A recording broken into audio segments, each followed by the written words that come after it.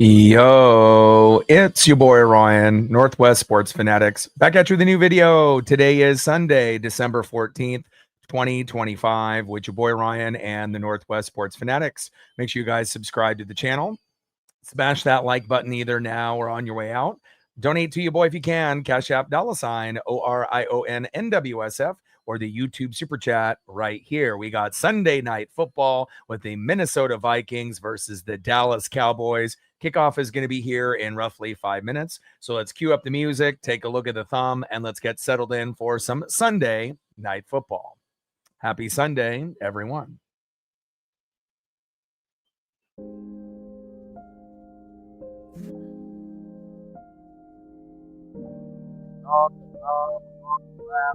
One of the best receivers in the game, Jay Jetta, Justin Jefferson, and on the right, one of the most underrated quarterbacks in the game, Dak Prescott. Should be a good one with two teams evenly matched. The Minnesota Vikings are 5-8 with a 3-4 record on the road. The Dallas Cowboys are 6-1, 4-1 at home. And again, we will get a battle between J.J. McCarthy and Dak Prescott here this Sunday evening. Hope everyone is having a fantastic day. And again, we had a crazy, kind of afternoon slate of games that could have went either way in a number of them. And it definitely is going to affect the standings in the NFC and the AFC.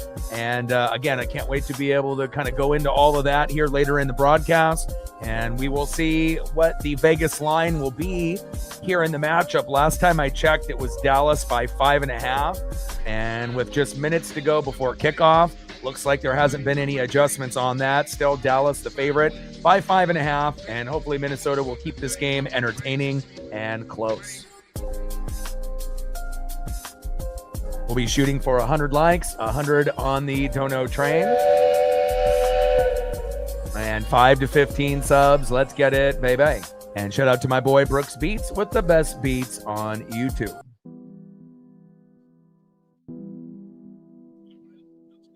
Who will impose their will this Sunday evening? Will it be Dak Prescott? Will it be Javonte Williams getting in the end zone once or twice? Or could it be the wide receiver studs of CeeDee Lamb and GP, George Pickens? It quite possibly could be. And obviously with the Carson Wentz injury, you go back to J.J. McCarthy, who definitely has had some ups and mostly downs. Aaron Jones at running back, and then Jay Jetta at wide receiver. Let's get it, baby. Kickoff will be here in just a couple minutes. So I'm going to get all my screens set up here, and we should be good to go.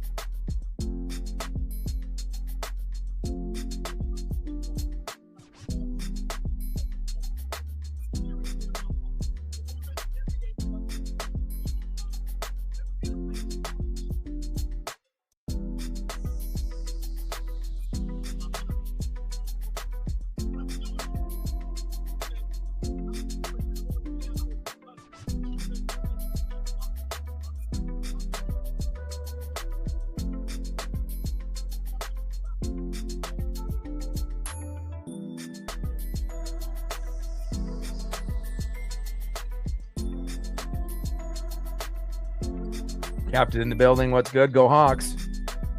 I don't think anyone anticipated a field goal party in that particular matchup, but, again, a win is a win.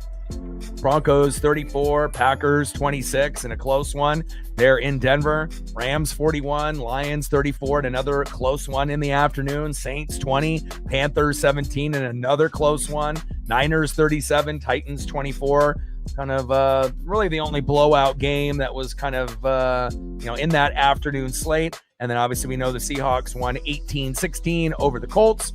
And again, with a field goal party, you don't expect games typically to finish that way. And, both defenses played well. The Colts played a little bit better than people were anticipating. It definitely was a trap game for Seattle. But at the end of the day, a win is a win as long as you win by one or more.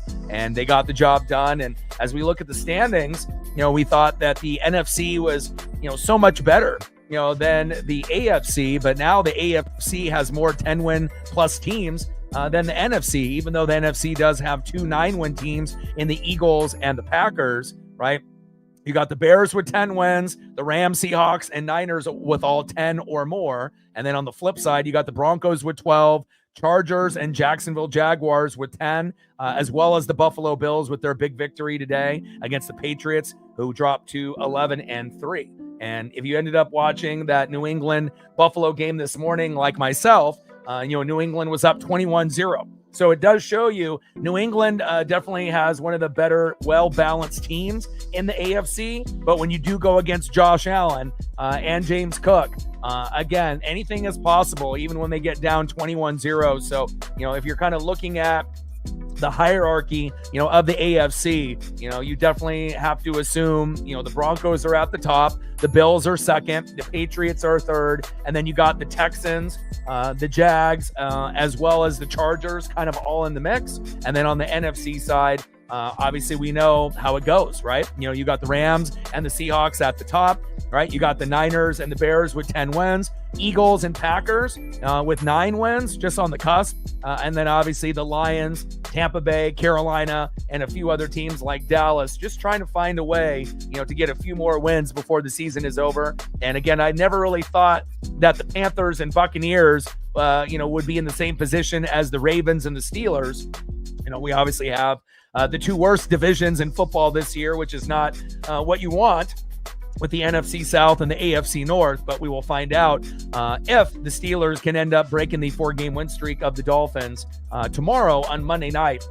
And I do think that this is an evenly matched game here tonight as well as tomorrow. It may not be everyone's favorite teams watching at this point for the Vikings and Cowboys, Dolphins, obviously tomorrow going against the Steelers. But as far as like a good football game, both of them should be competitive. They pretty evenly matched, for the two. And hopefully we end up getting close games today and tomorrow. Michael in the building, what's good? Go Birds. Again, they may not be as good as last year, but you're still one of the top, 3, 4, 5 teams in the NFC. And, again, if you can get that offensive line healthy, with Lane Johnson and company, maybe they might be able to turn it on in the playoffs. And again, it just feels like it's a revolving door week in and week out. Who's going to be king of the NFC and the AFC? No one really knows, but we are having some, injuries late in December with Micah Parsons and Patrick Mahomes out for the year, more than likely for both of those individuals, right, with ACL tears. So, prayers up, to both of those individuals. Hopefully they'll be able to recover. But again, not what you want to see if you're a Packer fan or a Chief fan. I mean, it just kept getting worse and worse, for Kansas City. And that was kind of, the final straw. Marine Bean in the building. What's good? Michael in the building. Captain in the building. What's good? Like, sub, donate, comment, share. If you haven't smashed that like button yet, please do. Help us get to 100 likes, 100 on that dono train, and 5 to 15 subs. Baby. Kickoff here to the Vikings. And a decent return there of 25 yards by Miles Price.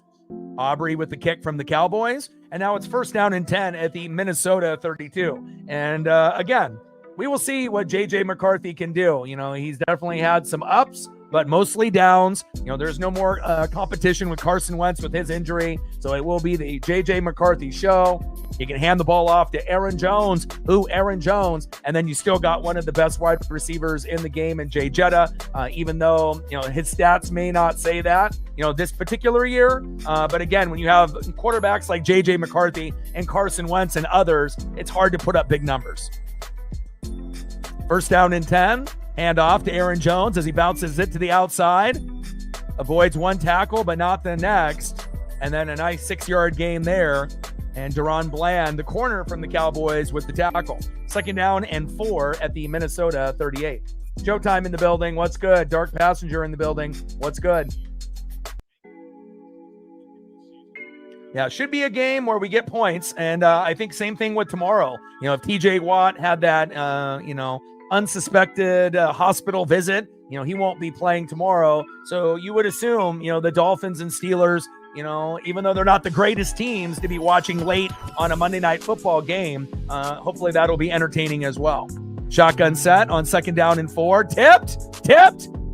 And was that intercepted? Wow, intercepted by the Cowboys. It is a tip drill. Wow. And the struggles for J.J. McCarthy continue. I mean, it got tipped twice in the air. And again, when you're on the defensive line, you want to make sure you're putting your hands up. And great job there. Quinnen Williams coming over from the Jets and making his presence known. Tips it up once, tips it up twice.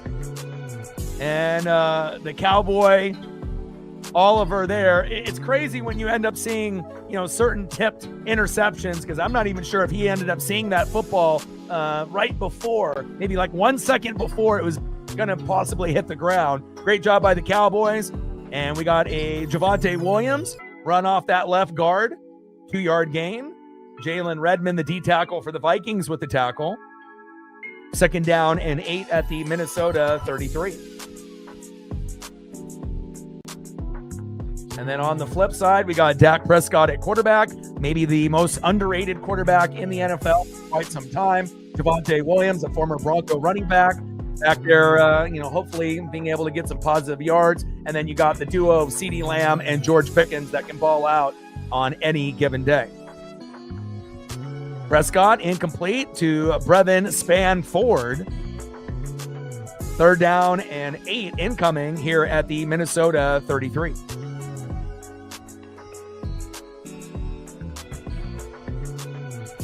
We'll see if Ferg gets the ball as well. Got to be able to go to your reliable check down guy at tight end. Yeah, I'm hoping so.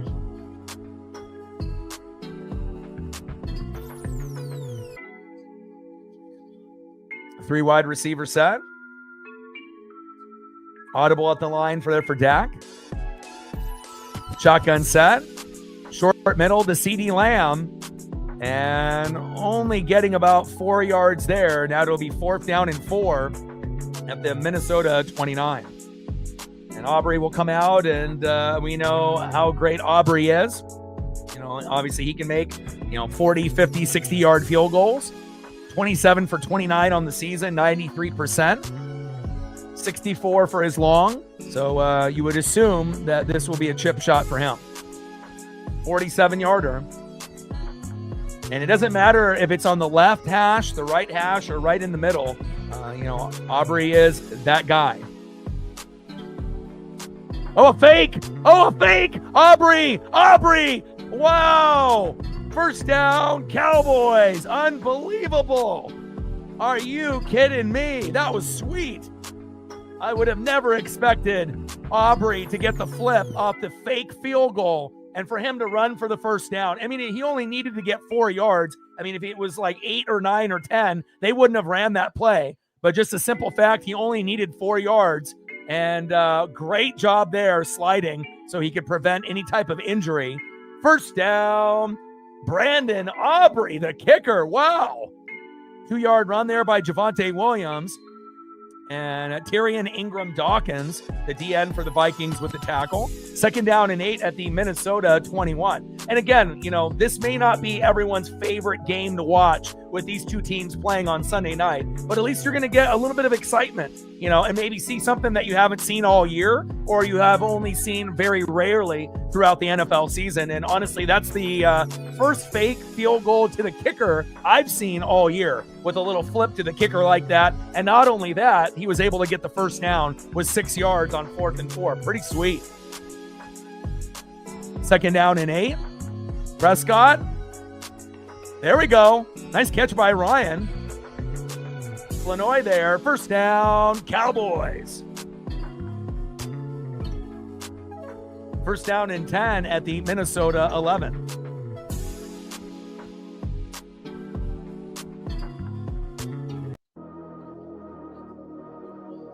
Shout out to my boy Brooks Beats with the best beats on YouTube. And again, we know Aubrey's automatic, so that would have been an easy 3-0, but why settle for 3 against the Vikings after a turnover when you can get 6, right? I like what I'm seeing here from Dallas, and even though they may not have a great record, they're playing better football, than Tampa Bay and Carolina as of late. And even though the records may not be good, sometimes the record can be slightly deceiving. 6-yard run up the middle by Javonte Williams. Levi Drake Rodriguez with the tackle. 2nd down and 4 at the Minnesota 5.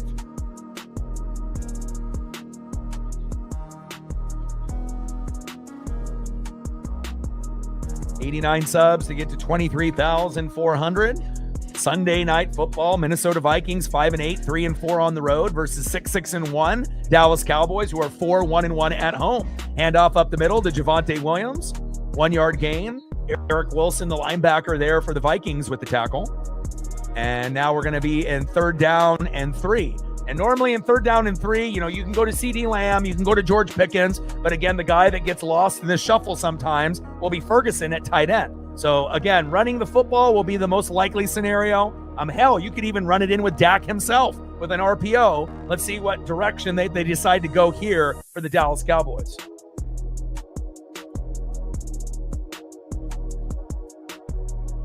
Third down and 3, 3rd down and 4. Shotgun set for Dak. And Dak decides to take off. They were thinking kind of what I was thinking. And it looks like he gets close to the 1st down marker, not close enough to get into the end zone. And they didn't give it to him. I'm curious about that spot. I'm not sure if that was accurate. 4th down and 1 at the Minnesota 2. And if that's the case, you can take the 3, but if you run a QB sneak with Dak, he can get it. Okay, good call. But where was the 1st down marker there? Okay. So good call there.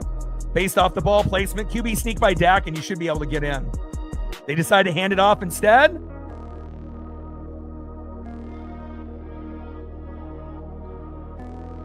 Yeah, not in the end zone, but might have gotten that 1st down.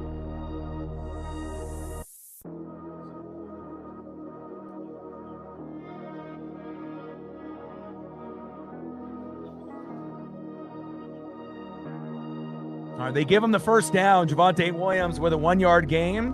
Levi Drake Rodriguez with the tackle. And now you can pound the rock again with Javonte Williams. Or possibly go with a QB sneak with Dak. But they are going to look at the measurement after Dak and Javonte Williams didn't really connect on that handoff. Luckily, he was able to bounce that back into his chest and not fumble that football. That would have been disastrous.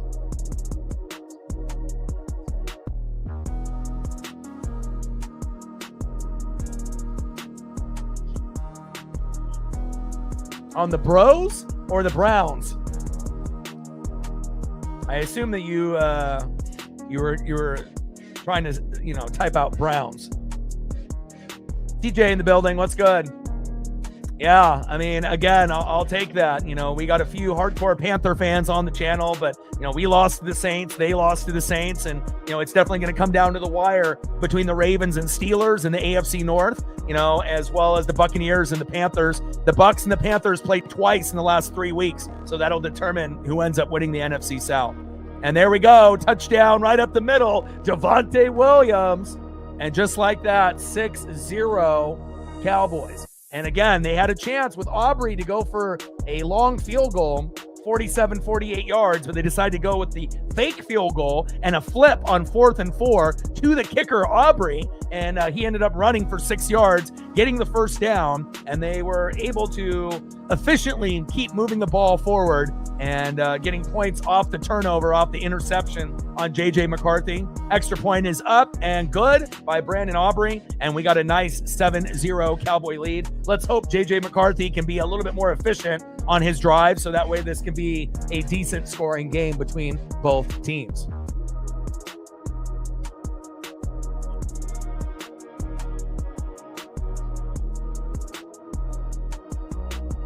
Megan with the tour, appreciate you. Every dollar counts.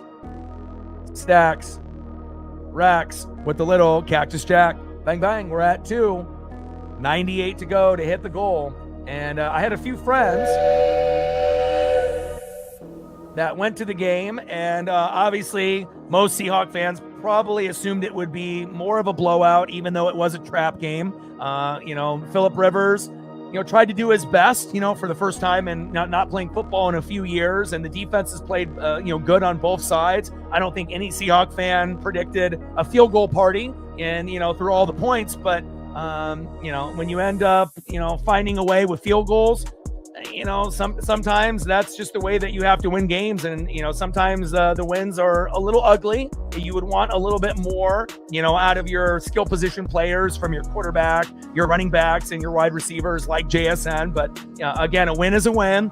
You're definitely putting yourself in great position in the NFC. And obviously we'll find out, how it all plays out as we get into the last few weeks of the regular season. 7-0 Cowboys. Let's go over some of the scores from the games here earlier today to get everyone caught up. Broncos 34-26 for the Green Bay Packers. Broncos winning by 8, sending the Cheeseheads back home to Green Bay. Bo Nix getting the job done in the fourth quarter. Broncos improved to 12-2, 7-0 at home. Rams 41, Detroit Lions 34. And again, if the Rams keep continuing this pace, again, it's going to definitely be very special when we get the Rams and the Seahawks on Thursday Night Football. Saints 20, Panthers 17, keeping the Buccaneers alive, with the playoff scenario between the Panthers and the Bucs 2 times out of the last 3 weeks. Niners 37, Titans 24, improved to 10-4. They're just not, they're hanging around. They're just not going away. Bears 31, Browns 3, no surprise there. Ravens 24, Bengals 0. A little bit of a surprise there with Burrow with 2 interceptions and no points. Chargers 16, Chiefs 13. Patrick Mahomes ACL tear, prayers up to him. The Chiefs are eliminated. Bills 35, Patriots 31 after the Patriots were up 21-0. The Bills came back and won 35-31. That's huge for Josh Allen and company. Commanders 29, Giants 21, Eagles 31, Raiders 0. Jags 48, Jets 20, Texans 40, Cardinals 20, and then the Hawks winning 18-16 over the Colts. And then obviously we have the Dolphins and the Steelers on Monday night.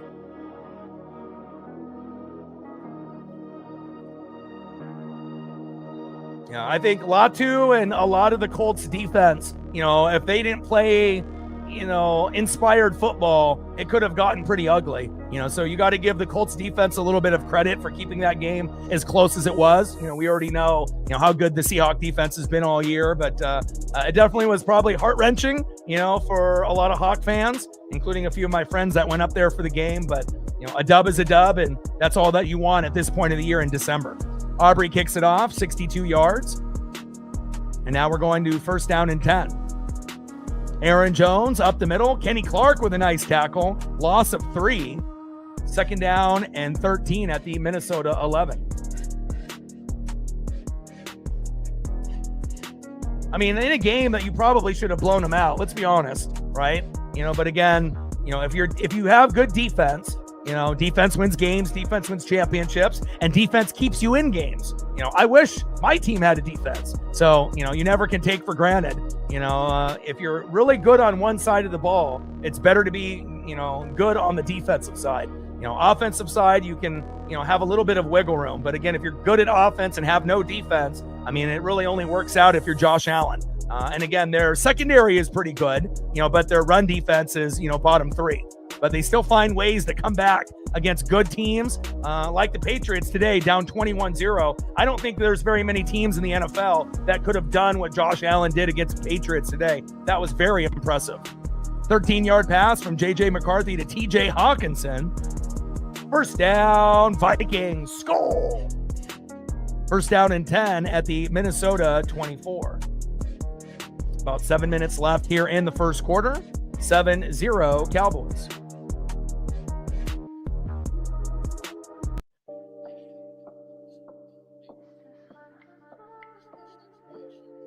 First down and 10. McCarthy hands off to Aaron Jones up the middle. And Jadeveon Clowney still in the league somehow, some way. Nice tackle by him. 1 yard gain. 2nd down and 9 at the Minnesota 25.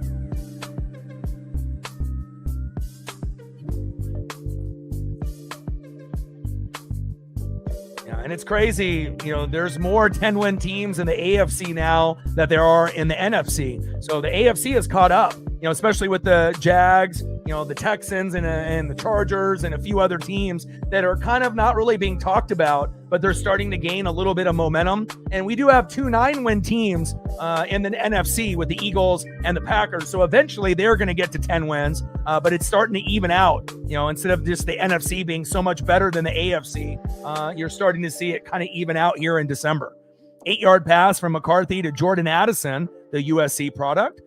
Hooker with the tackle. 3rd down and 1 at the Minnesota 33.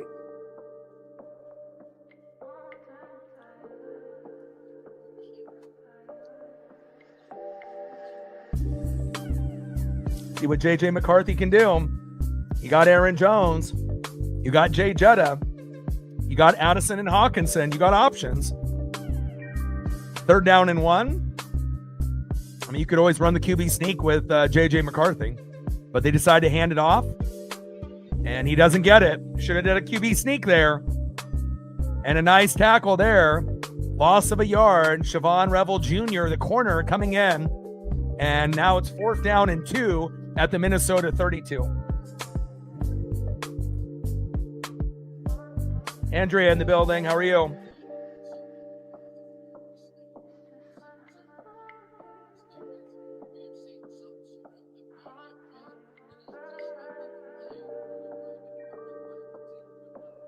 Good defense by the Cowboys.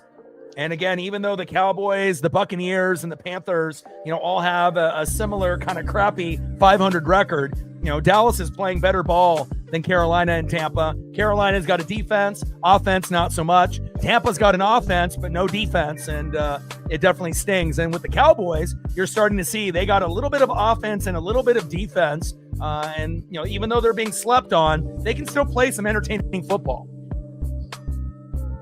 And Ryan Wright with a big 65-yard punt that gets down at the 3.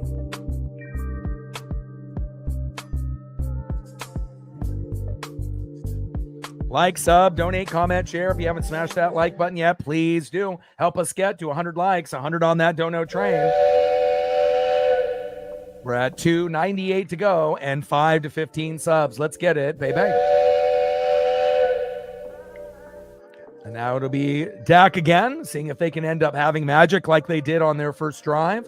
See if Javonte Williams will find more touches. And then eventually, we're going to get CeeDee Lamb and George Pickens to get the ball and make some big plays. It's inevitable, with 2 receivers as good as those 2.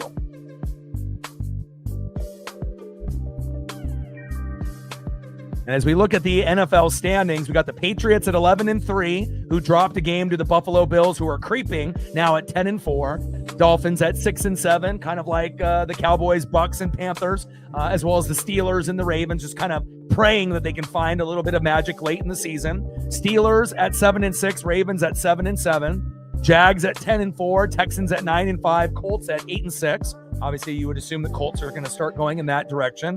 Broncos 12-2, number 1 in the AFC. Chargers at 10-4, and the Chiefs dropped to 6-8 with the Mahomes ACL tear. Prayers up to Patrick Mahomes.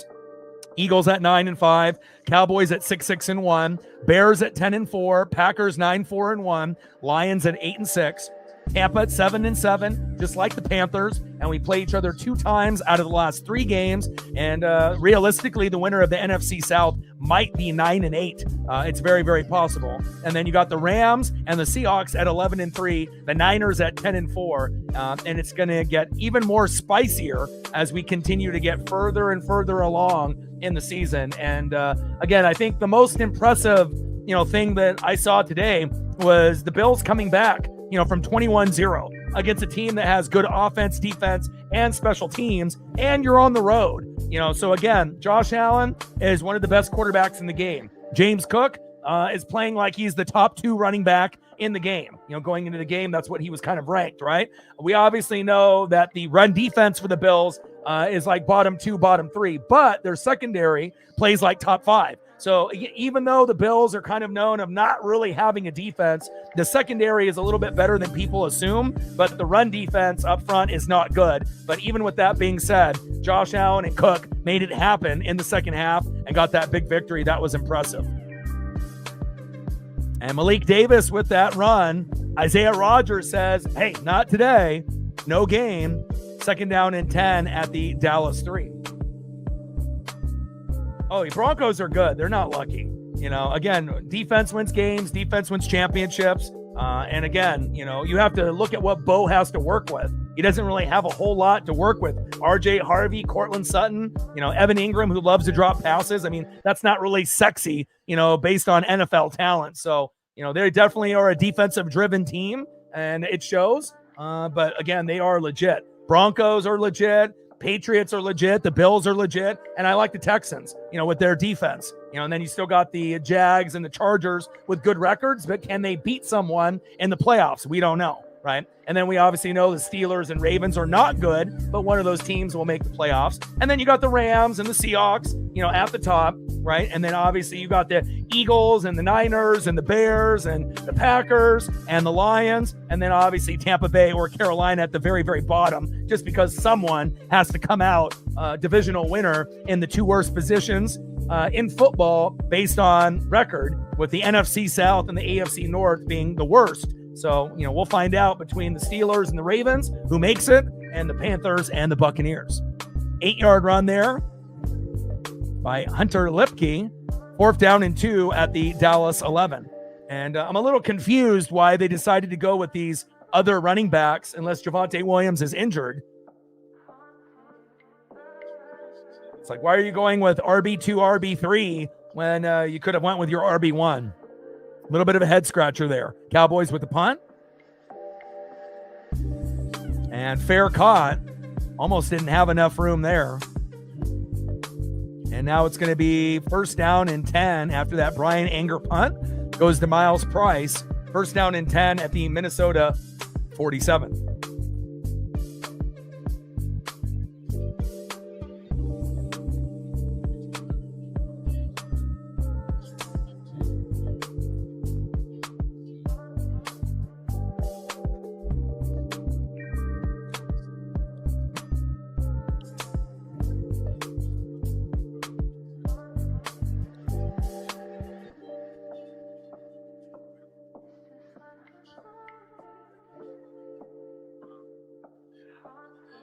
(7-0) Cowboys. 3:08 left in the first quarter. We haven't got a chance to see George Pickens or CeeDee Lamb get going. I'm hoping that they'll be able to get the ball. And we'll find out here with J.J. McCarthy if they can not just get Aaron Jones the ball, but let's get Addison, Jay Jetta, and Hawkinson some more opportunities. Let's go. Shout out to my boy Brooks Beats with the best beats on YouTube.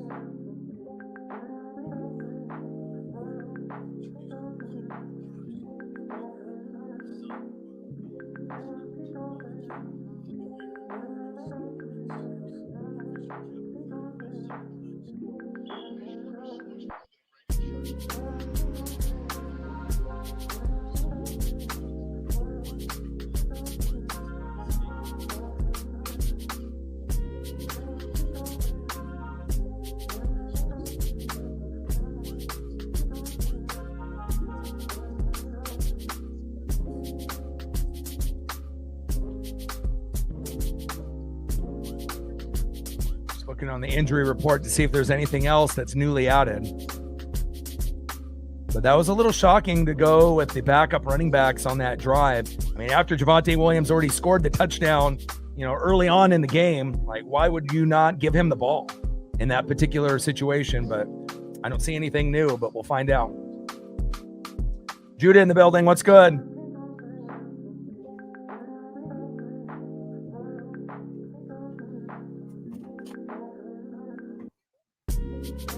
(7-0) Dallas with the early lead.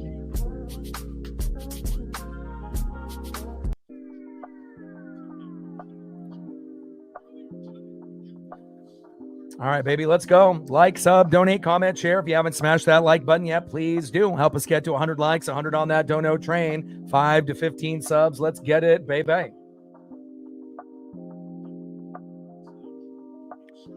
Shotgun set for J.J. McCarthy.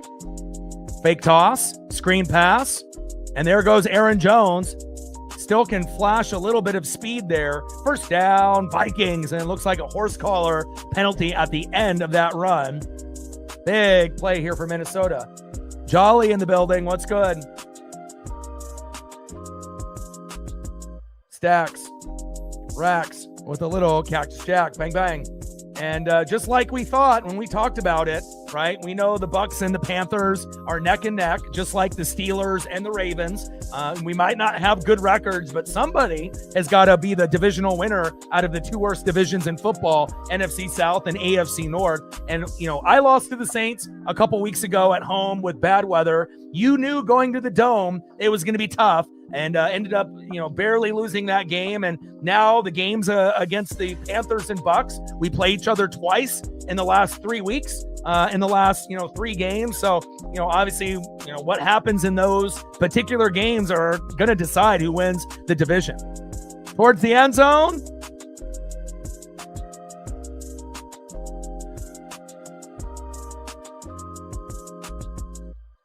Touchdown, Jalen Naylor, but he's injured. I hope he's okay. Nice throw there by J.J. McCarthy. And they definitely took advantage of that penalty with the horse collar tackle, putting him in good position. But good blocking up front. And look at the ball placement there for a guy that normally hands the ball off like he did at Michigan and relied on good defense. And he was going off 1 foot, kind of in the wrong direction, and still finding, his target right in the chest. Great job there by Jalen Naylor. Wow.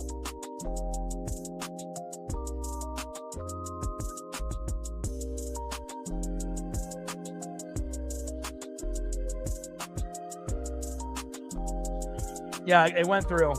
We got this one to go through.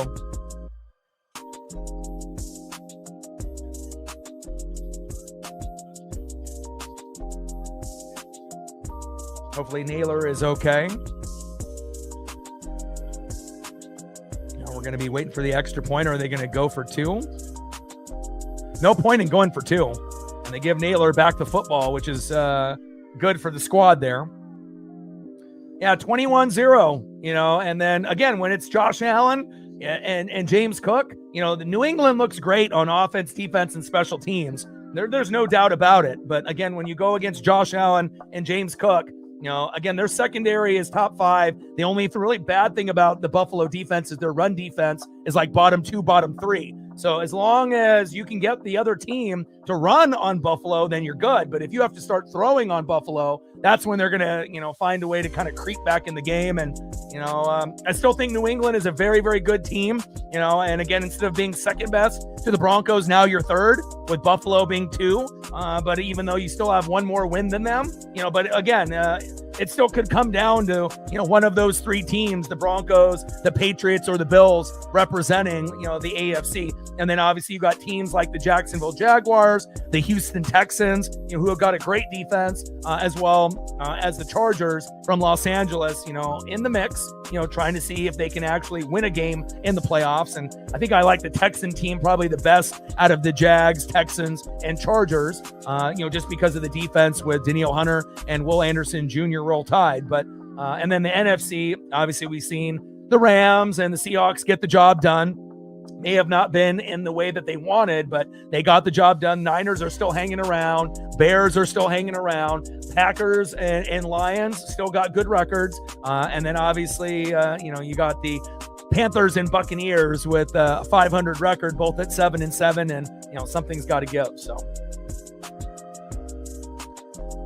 Yeah, but it wasn't snowing to the point where it was affecting the game. It was like that light snow that was coming down. It wasn't like they were slipping and sliding out there. And, Drake May having 2 rushing touchdowns all year and then getting 2 in the first quarter. I was very impressed. I was like, what the hell is going on here? And I knew at some point the Bills were going to make the adjustments in the second half. And then in the fourth quarter, it kind of felt like whoever had the ball last was going to win. And at least, on the bright side of things, right? Even though that you guys lost, in my opinion, I think TreVeyon Henderson is Rookie of the Year.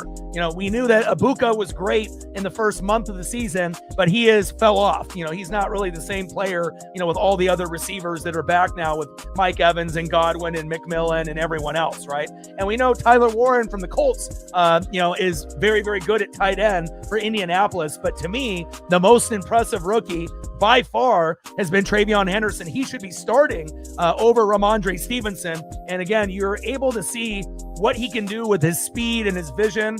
And again, even though that was a tough loss for Patriot fans, that doesn't mean that they can't get payback, in the playoffs. And it's going to be very interesting to see, how it all goes down because, the Broncos, mostly defense, but the offense can get hot at times, right? The Texans, it's defense, offense can get hot at times. Patriots, good at offense, defense, and special teams.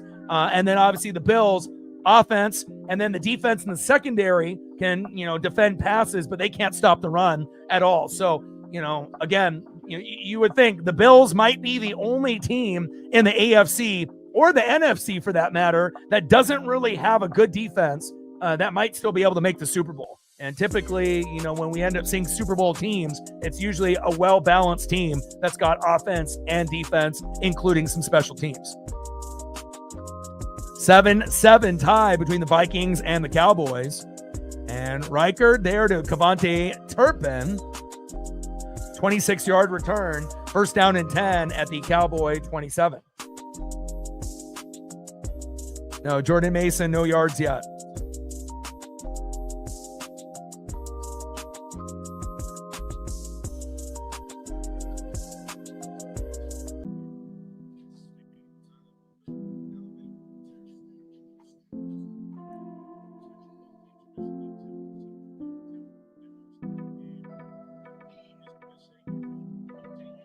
Dak with a little play action. Check down. Flournoy is there. And he's been a nice receiver for the Cowboys this season. First down, Cowboys. We damn boys, move the chains. First down, Dallas.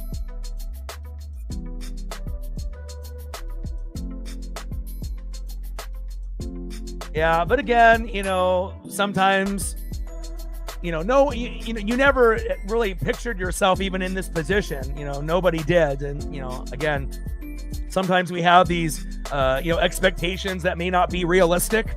Like, you might be able to beat one team, but, have a disappointing loss against someone else. There we go. Nice throw there by Dak to CeeDee Lamb. First down, Cowboys. Nice back-to-back plays by Dak Prescott, one of the most underrated quarterbacks in the game. But we'll see how it all plays out, Jolly. Again, there are times where you're going to get teams that go from worst to first. And, you got to look at New England only winning 4 games last year and to see where they're at now. So, again, the hierarchy of football is no longer through Kansas City. Prayers up to Patrick Mahomes with that ACL. Prayers up to Micah Parsons with his injury as well, both season ending. Little end around here. CeeDee Lamb doing multiple spin moves and finally gets taken down. After that 30-yard gain from Dak to CeeDee Lamb. Minimal gain there from CD.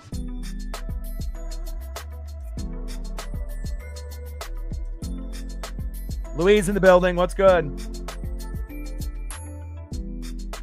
Oh, that sounds good, brother. Yeah, just hit me up. We got a flag on the play. But it's definitely going to make for some really exciting, playoff football in the NFL, after that 3-yard loss by CeeDee Lamb, but you end up getting the face mask penalty by Minnesota to kind of make up for it. But college football playoff is going to be super exciting. And, it's always exciting with the college football playoff and the NFL playoffs. But this year, maybe even more so because it kind of feels like it's up for grabs, for both the Natty, in college football, as well as the, being the champion and winning the Super Bowl for the Lombardi.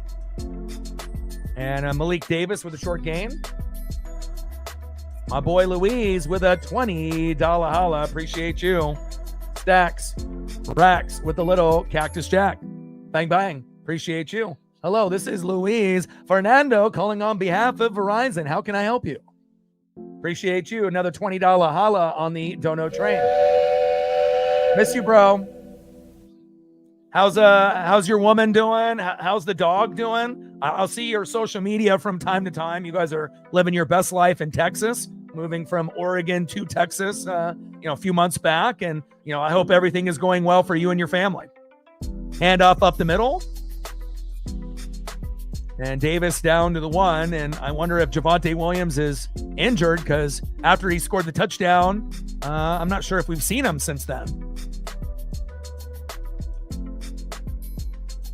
And Megan, Jolly, and Louise, if there's anything that you want to see photo-wise, let me know, and I gotcha. We're sitting at 27 on the Dono train, 73 to go.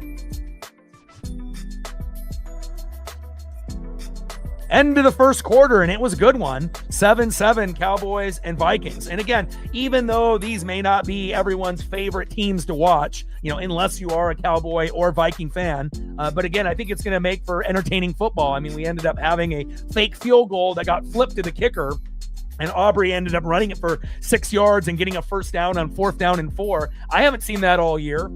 So that's something exciting. And then obviously you don't really expect JJ McCarthy to do anything, right? If anything, you kind of expect him to fuck up rather than throw touchdown passes. And then he ended up getting a pass tipped early on the first drive that got tipped in the air twice and intercepted. And then on the second drive, obviously finally getting a touchdown pass to Jalen Naylor, but then Naylor ended up getting hurt on that particular touchdown, but he was able to walk off the field on his own power. So again, 7-7 game, and I kind of hope that the Dolphins, on a 4-game win streak against the Steelers with no TJ Watt, hopefully that will be a similar, fun game, even though those two teams may not be anyone's favorites unless you're a Dolphin or Steeler fan. But I do think it could be like today, or it could end up going either way and actually being kind of an entertaining matchup, even though those teams aren't for everybody.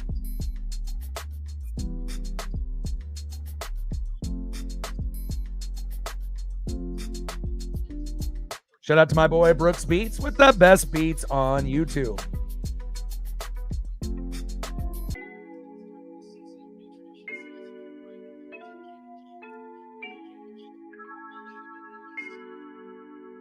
End of the first quarter, 7-7, Vikings and Cowboys.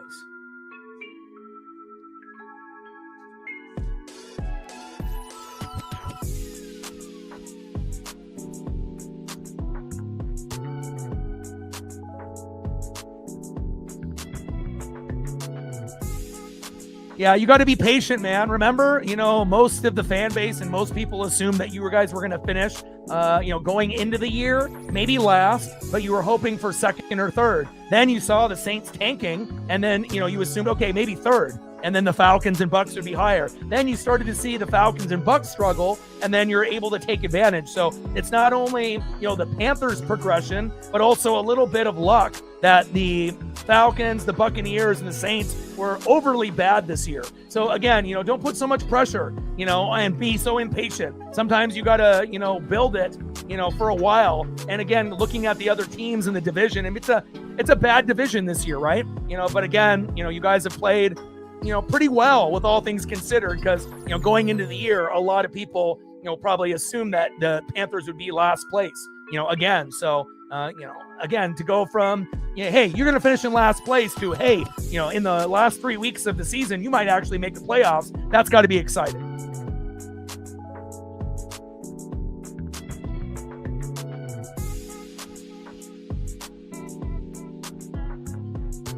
You beat B in fantasy? Nice. I mean, it would have been better if JSN would have got a touchdown for you. Then you would have beat him by even more. But congratulations. That's awesome. And Malik Davis up the middle. Touchdown, Cowboys. So Javonte Williams is out. We'll see if Naylor comes back into the game or not.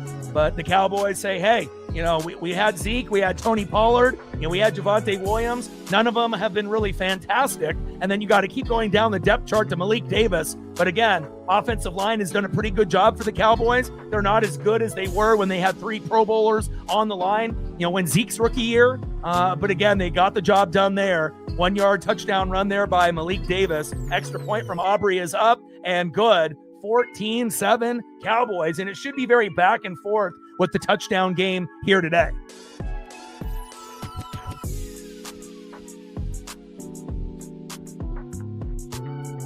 Yeah.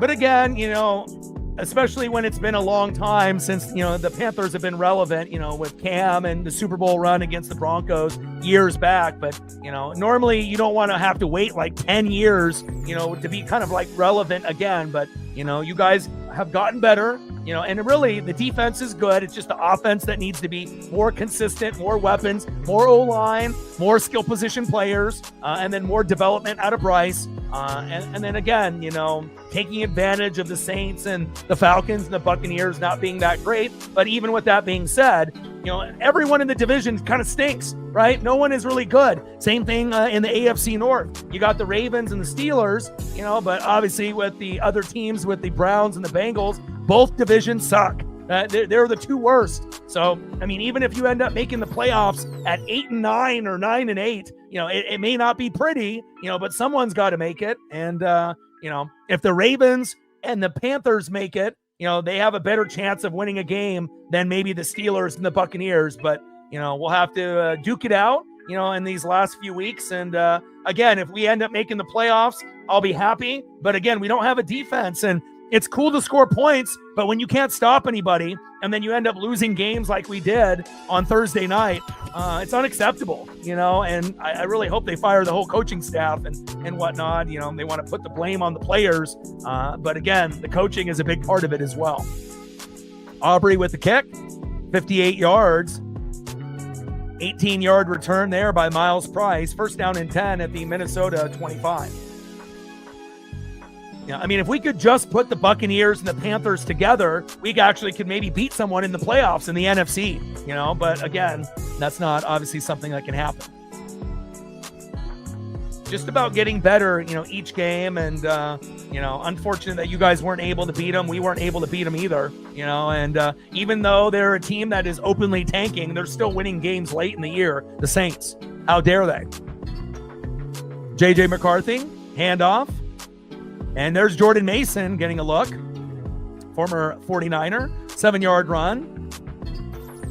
DeMarvion Overshone there with the tackle. Second down and 3 at the Minnesota 32.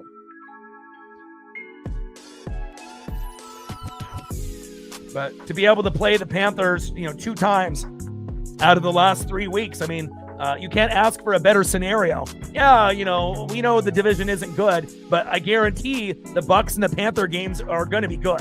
A lot on the line, a lot of passion, blood, sweat, and tears that are going to be all left out on the field, and, let the best man win, but I kind of feel like you guys are in a better position than us because you guys can actually stop, teams. We can't. So we can't get a sack. We have 0 pass rush. Secondary isn't good. We got Vita Vea, Levante David, and Antoine Winfield Jr. and Jamel Dean. But last time I checked, you can't win with 4 guys out of 11. It's 11 on 11. And so we'll see how it all, plays out. Normally we split, during the regular season, no matter what the records are. But we'll find out. Handoff up the middle. And Jordan Mason again, 2-yard run. So even though we've had some injuries, to Javonte Williams as well as Jalen Naylor, backups are still coming in and finding a way to be productive. And even though, again, like I mentioned at the beginning of the broadcast, these 2 teams aren't for everyone, but they are going to be able to put up some points here today.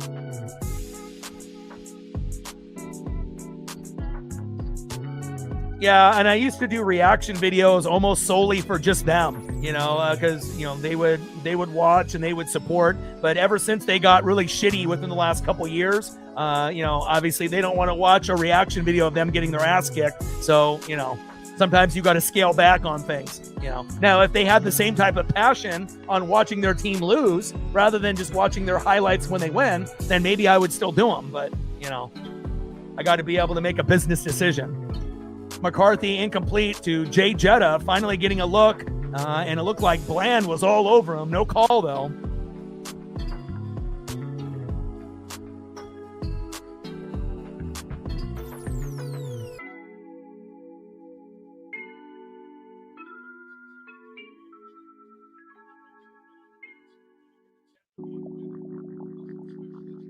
Second down and 10 at the Minnesota 36. Delayed handoff there. And Jordan Mason with the short gain. Third down and long. Third down and 8 at the Minnesota 38. With about 12 minutes to go here before halftime.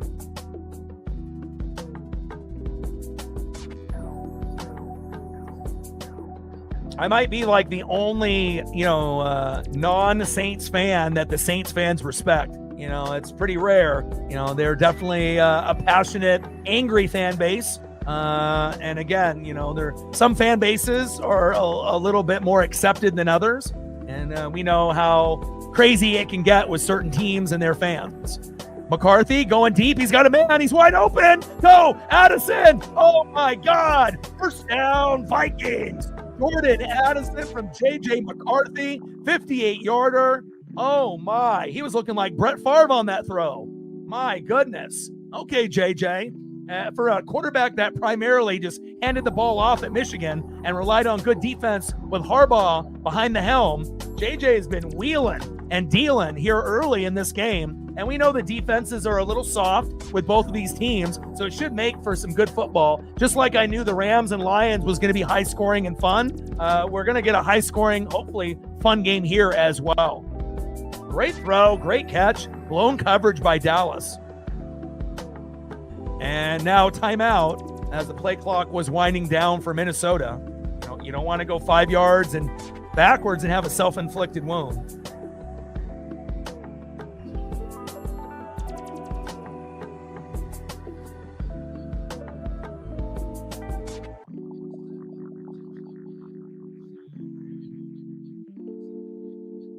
Yeah.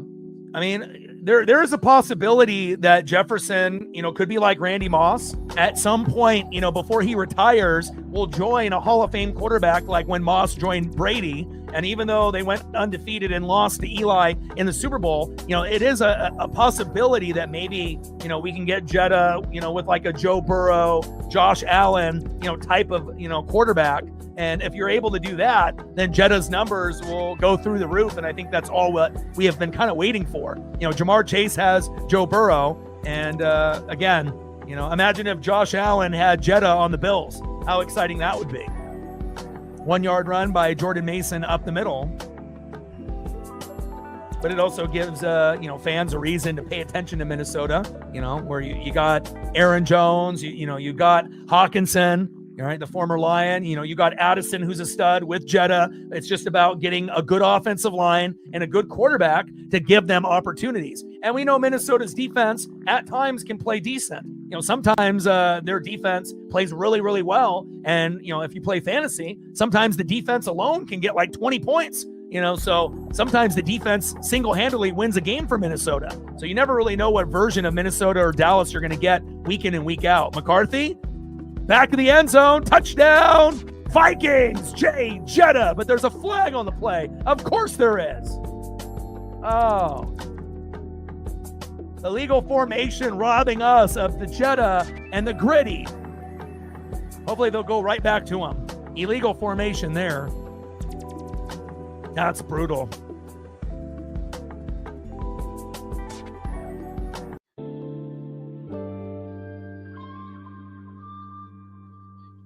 Bryce Young in Jetta. Oh, that would be sexy. It would definitely take Bryce's game to another level, when you get a player like that. Go right back to him. And timeout, Cowboys. They don't like the look here. And even though J.J. McCarthy, may not have like the accuracy part down, but again, he does have a rocket. He definitely has a pretty strong arm.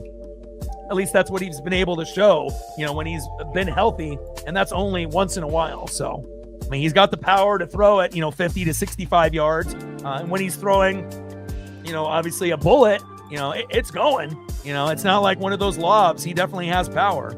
It's not like we're watching a Phillip Rivers throw a football. We know that he can get it to the receivers and the tight ends, but, really it comes down to accuracy.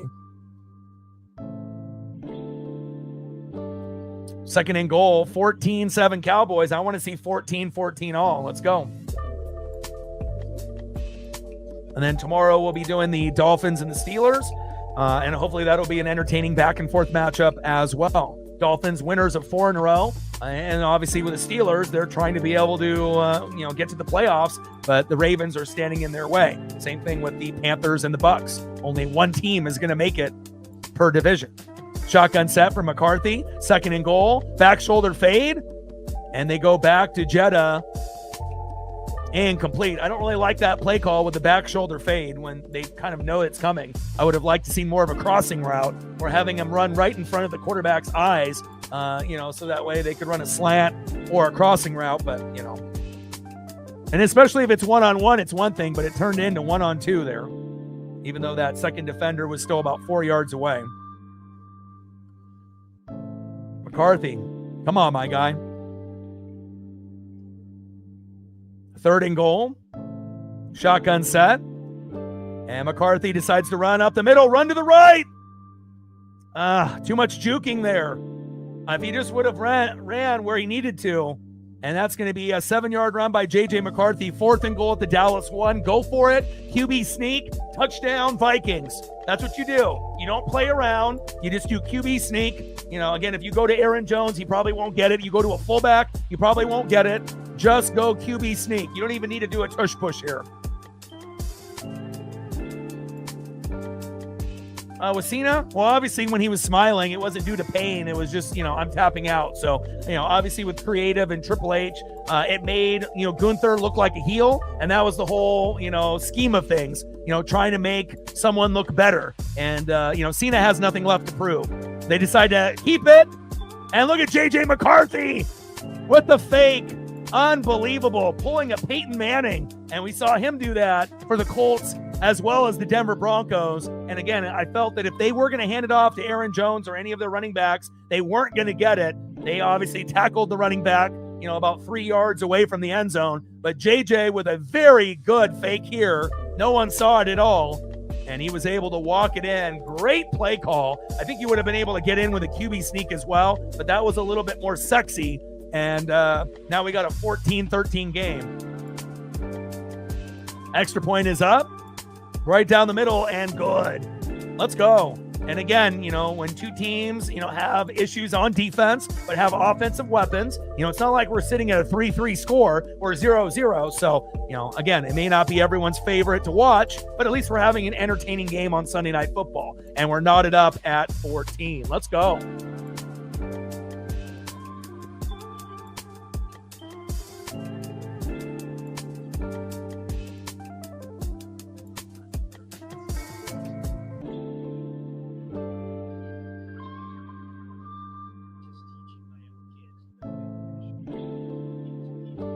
Nice job, JJ.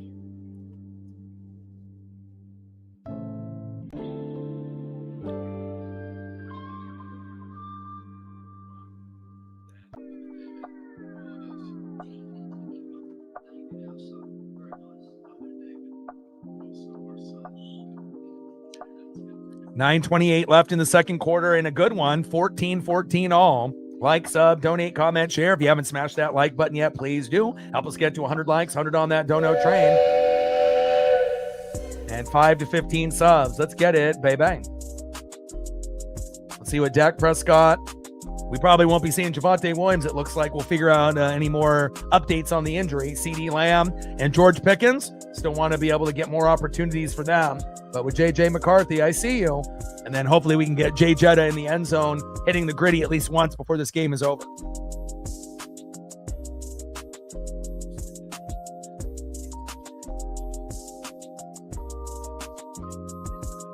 Yeah, I mean, with Cena, doesn't really have anything to prove, at this point.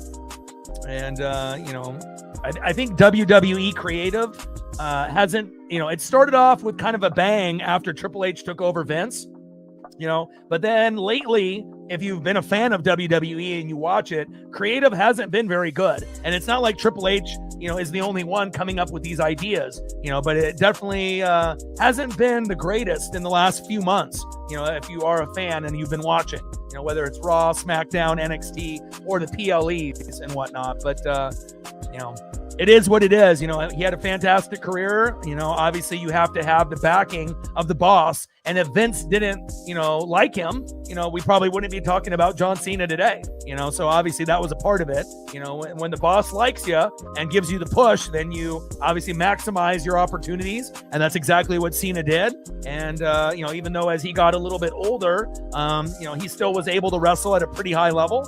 And I know a lot of us are going to miss seeing him walk off into the sunset.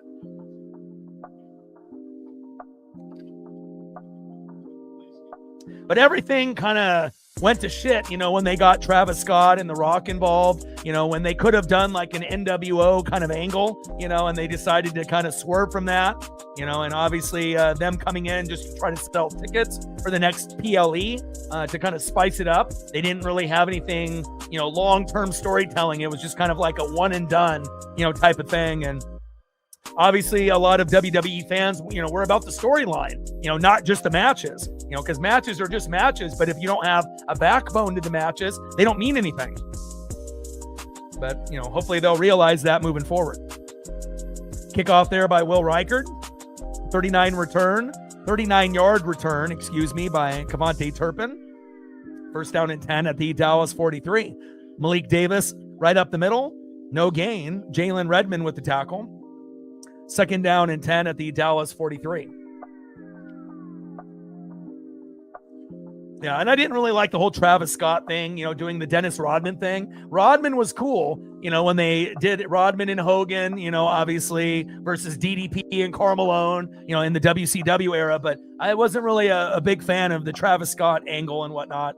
It's not like, he could wrestle like Bad Bunny or Pat McAfee. There's a difference, between some of these guys, like Logan Paul and, Bad Bunny and Pat McAfee, who actually can wrestle. Travis Scott, I mean, what can you really do? It's like you can slap and punch and kick. I mean, it's, there's no point of you being there. I mean, obviously using the Fiend song, it's always connected and it's about money and trying to get his fans to be WWE fans. But at some point you just have to say no, Pass incomplete there to CeeDee Lamb. Murphy with the coverage. And that sometimes, companies sell out, and they think that they're just going to grab certain people, and think that it's going to be better for the overall product. But sometimes it makes it, go backwards. Third down and 10 at the Dallas 43. 14-14 all, and a good entertaining matchup between two teams that have some really good offensive skill position players and have a couple good defensive players on both sides, but obviously more offensive oriented. And a nice little check down to Jake Ferguson. 7-yard pass off the screen. 4th down and 3 at the 50.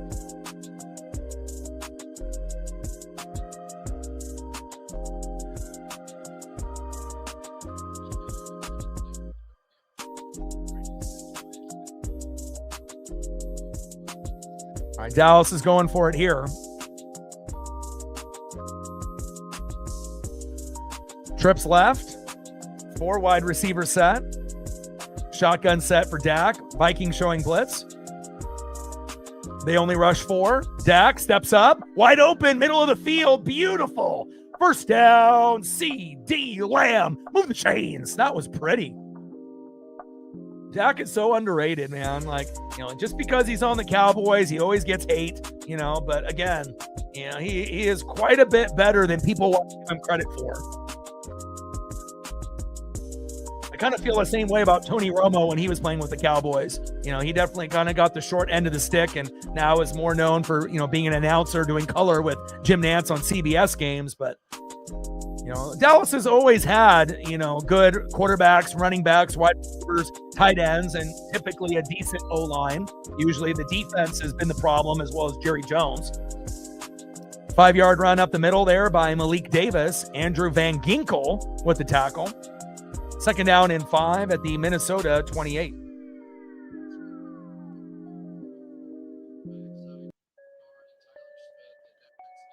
Shout out to my boy Brooks Beats with the best beats on YouTube.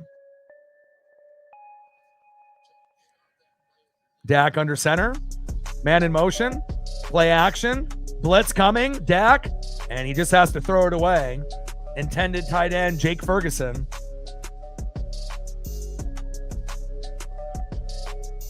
Third down and 5 at the Minnesota 28.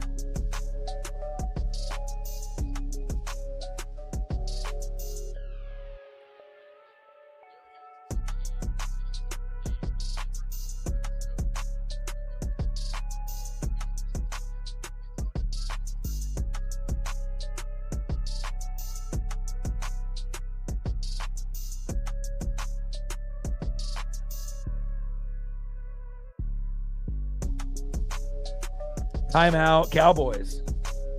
All right, we're at 27 on the Dono train, 73 to go, baby.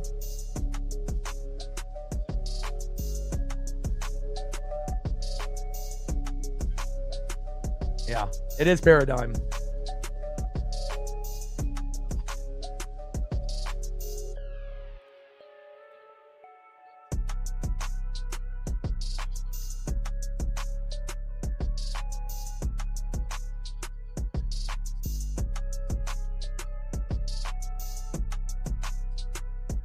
Notable Week 15 injuries: Mahomes with the torn ACL, Micah Parsons with the knee, Javonte Adams with the hamstring, and that is definitely going to affect, Green Bay and the Rams, moving forward. And obviously the Chiefs have been eliminated. When it rains, it pours. And again, you couldn't have, seen a, worst outcome for the Chiefs, not only losing, but then losing your quarterback. 3rd down and 5. Dak avoids a sack lunch, looking, and nowhere to go, and gets sandwiched by 2 Vikings there. It's 12 noon. You know what time it is? Time for a sack lunch. Yum, yum, yum, yum, yum, yum. And Grenard there and Hargrave with the Oreo cookie sandwich sack lunch. 4th down and 10 at the Minnesota 33.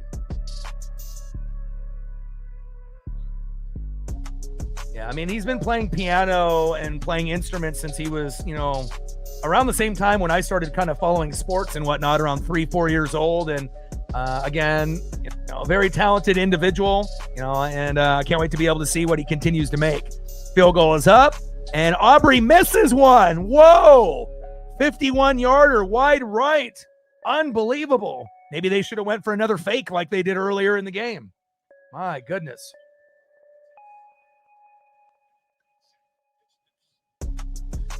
Yeah, he's really taking, everything in his life to another level. He's lost like 80, 90 pounds. He runs marathons now.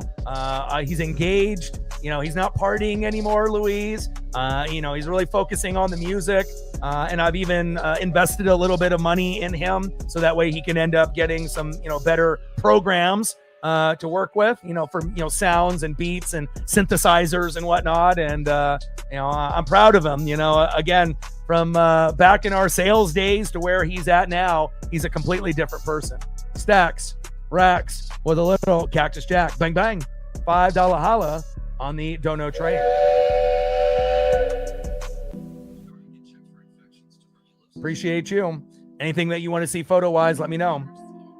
But again, he's starting to connect with, a few more, well-known producers. We're even starting to kind of get some exposure in the hip hop game. There's a female named Wynn that's from Oregon that's kind of breaking out in the hip hop rapping scene as a female. And she's really good. Like, I don't know if any of y'all are into hip hop or have, listened to anything locally from Oregon or Washington, but it's not often that you can break out in Oregon or Washington as like a hip hop artist. And then on top of that, being female. But again, she's all over social media. You probably have, scrolled through your phone and maybe even seen her. But she's linked up with like Damian Lillard and a lot of other individuals on the West Coast, not only in Oregon and Washington, but in California. She's doing, little battles and tours across the country. I know a few days back, I think she was in New York. So, it's very cool to see. And who knows, maybe if Brooks can continue to keep networking with individuals, maybe he'll be able to link up with her or, someone that's, in that particular group, and an extended family. So, again, there definitely is a lot of talent in the Pacific Northwest. Again, you just got to be able to grind and you got to work hard. And sometimes, with dreams and goals, as everyone knows, it's not going to happen overnight. Like even for me, example, I've been doing this for 13 years, and this is my first year of kind of breaking out in quite a while. It's my 9th year on YouTube in a few weeks. Obviously, as we get into 2026, it'll be my 10th year on YouTube and 14 years in the game. And when I first started the channel, I gave myself a 10-year plan. Yeah, hopefully I was going to be full-time, by the 10-year mark. And I've already been full-time for the last, 3-4 years. So I'm a little ahead of schedule. But obviously, the breakout year was 2025. The Mariners did well. Obviously, I grinded very, very heavily.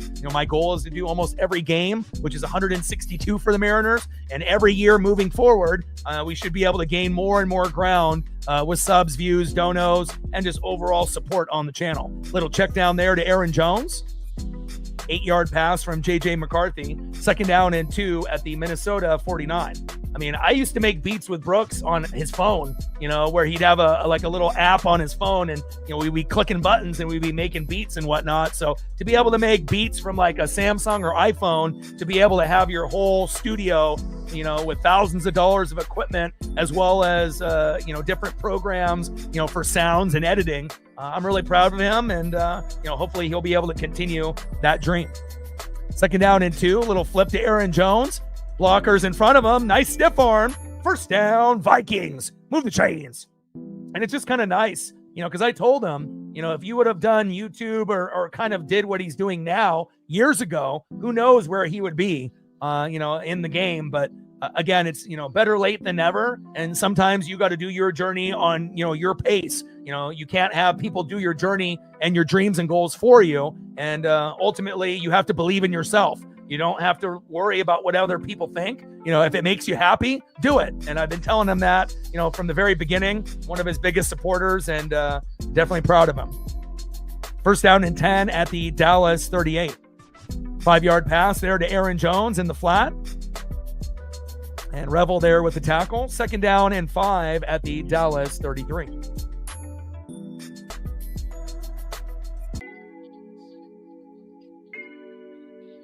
But there's plenty of ways to be able to get, the beats, listened to and paid for, whether it be in movies or commercials or TV or in a model runway or a hip hop artist or, whatever it may be. But again, there's so many avenues where the music can be used, and hopefully the creativity will keep flowing through his veins.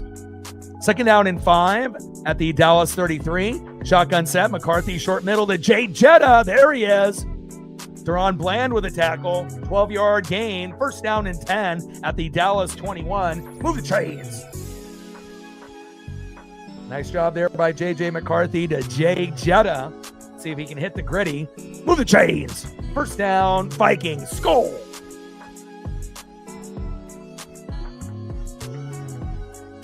And everything that you hear, obviously, on the channel will be through Brooks Beats, a.k.a. Paradigm.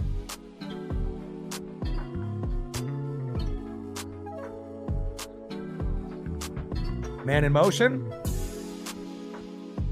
McCarthy under center, hands off. And Jones with a positive gain, but flag on the play.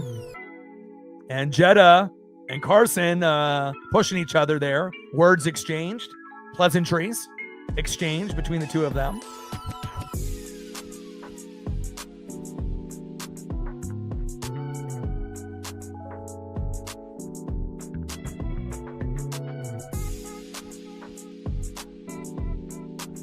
Fouls on both teams here. Illegal shift on the offense. Personal foul on the defense.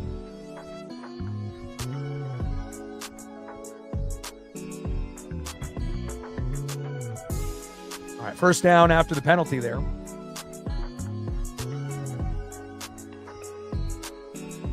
.32 on the Dono train. 68 to go.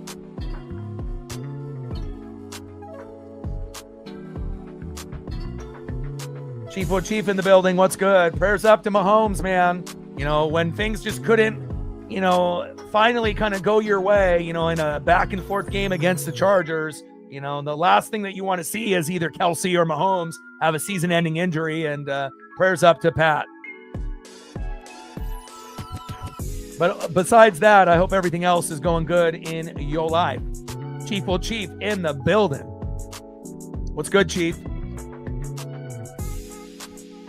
It's been a rough few days for quite a few of us. I ended up losing on Thursday night against the Falcons. Terrible loss.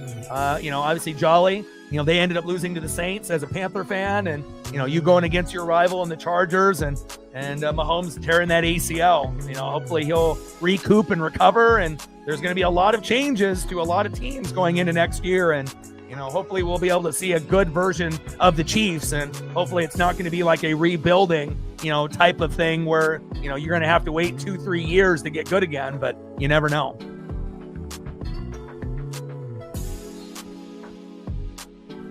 Less than 3 minutes to go here before halftime in a good one. 14-14 all. Let's get Jetta the goddamn ball, baby. I mean, you got Hawkinson, you got Addison, you got Jones, you got plenty of options. Jordan Mason, right? Handoff up the middle to Aaron Jones. And no gain. Quinnen Williams, the former Jet, is there, as well as Jadeveon Clowney. Jet's not very bright getting rid of Quinnen Williams and Sauce Gardner, but, that's how it goes when you're one of the worst teams in the NFL. You're going to continue to make dumb decisions year in and year out. Flying into Chicago and then going to Vegas. Wow. Congratulations. That sounds like a lot of fun. Are you celebrating like a birthday or a friend's birthday? Or are you visiting family? Or are you just enjoying a little mini vacay during the holidays? Airport at 4 a.m. Ooh. You'll have to go to sleep a little early then. Unless you just don't sleep at all. Sleep on the plane. All right, we're at the 2-minute warning. Second down and 10 at the Dallas 11, 14-14 all. And we'll go over some of the scores from earlier today. Broncos 34, Packers 26 in a good one. Shout out to Bo Nix getting the job done. Rams 41, Lions 34, but they lose Devontae Adams. That's not ideal. Saints 20, Panthers 17, Niners 37, Titans 24, Bears 31, Browns 3. The Browns are terrible. Ravens 24, Bengals 0. That was shocking that the Bengals couldn't even get a touchdown. Chargers 16, Chiefs 13 with the Patrick Mahomes ACL tear. Prayers up for Pat. Bills 35, Patriots 31. That was the best game of the weekend. Patriots were up 21-0, and the Bills came back and won. Fantastic comeback by Josh Allen and James Cook. Commanders 29, Giants 21, Eagles 31, Raiders 0. Raiders are terrible. Jaguars 48, Jets 20, gaining some good momentum. Texans 40, Cardinals 20, momentum for the Texans as well. And then the Seahawks 18, Colts 16. It might have been a field goal party, but a win is a win. And then obviously that terrible loss by the Buccaneers, losing to the Falcons 29-28. And then we have the Dolphins and the Steelers tomorrow.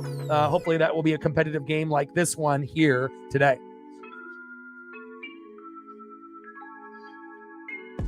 I would love to see CeeDee Lamb or George Pickens hit the end zone before the game is over. And I would love for J.J. McCarthy to be able to get Jay Jetta in the end zone to hit the gritty at least once.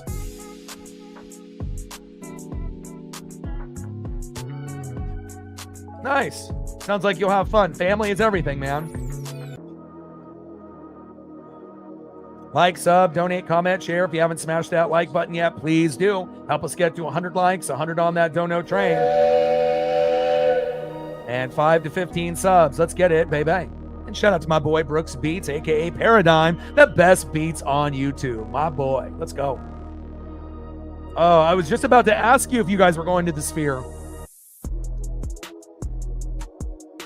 Nice. Sounds like a lot of fun. I mean, you might have to, do a few things, for the family that they want to do. May not be your, top thing that you want to do, but sounds like it will be a fun experience for you. Have you ever been to Chicago or Vegas before, or is this your first time? Second down and 10. McCarthy going to Jetta. And again, going to Jetta on these back shoulder fades and double coverage, that's not how you get him in the end zone. How about doing a crossing route? How about doing a slant? How about going into the middle of the field instead of just trying to have him go one-on-one or one-on-two? Play calling for Jetta, that's not how he's going to score a touchdown. On top of that, J.J. McCarthy's football is nowhere near being catchable on either one. You're not helping Jetta out one bit, JJ. Shotgun set, McCarthy going to Hawkinson, incomplete. 4th down and 10 at the Dallas 11, and we should see Reichert come out for a field goal, you would assume.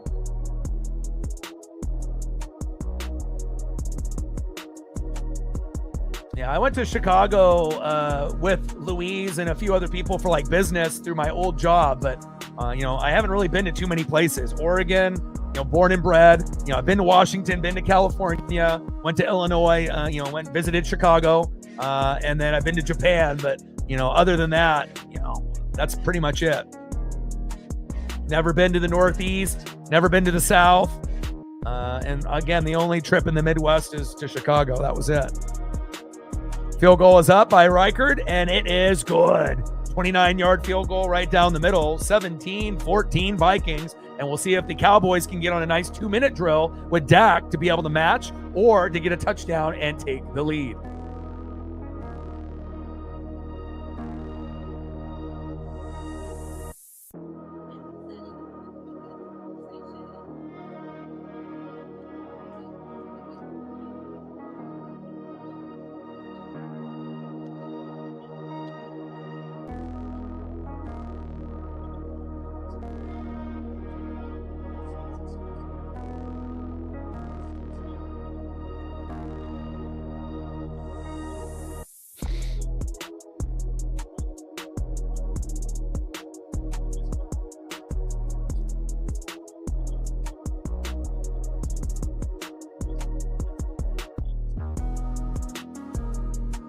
Off to a quick commercial break.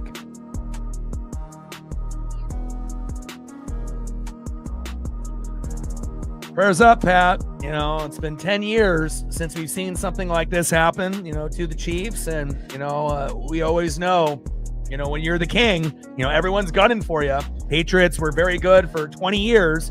And then obviously the Chiefs kind of took, kind of that hand in that placement of being the top dog. But, everything kind of comes to an end at some point or another. But hopefully after the changes are made and the rehab, is done, hopefully they'll be competitive and, they'll be a good football team, if not next year, the year after. And if you're just tuning into the game, we had Javonte Williams with a 1-yard rushing touchdown, but then ended up leaving the game. Jalen Naylor ended up getting a 20-yard pass from J.J. McCarthy into the end zone, and then he got banged up. Then we had Malik Davis with a 1-yard rush up the middle, making it 14-7 Cowboys. J.J. McCarthy, obviously after that, getting the job done. And again, it's been definitely a very back and forth matchup here today. Finally getting a field goal to come through. But we had 3 touchdowns, and then obviously the Reichert 29-yard field goal after the J.J. McCarthy 1-yard rush on that great fake. And now we're sitting at a 17-14 Viking lead.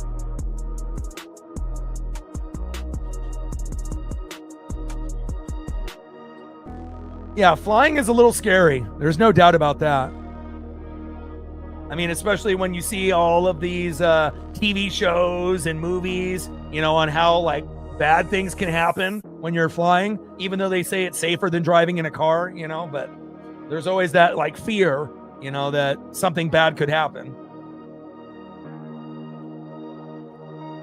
But the AFC has definitely caught up to the NFC. They have more 10-win team, in that conference now, even though you have 2 9-win teams in the Packers and the Eagles. So eventually it's starting to even out. The NFC was by far the stronger conference, but now, seeing the momentum, of the Jaguars and the Texans and the Chargers, it's starting to even out in the AFC.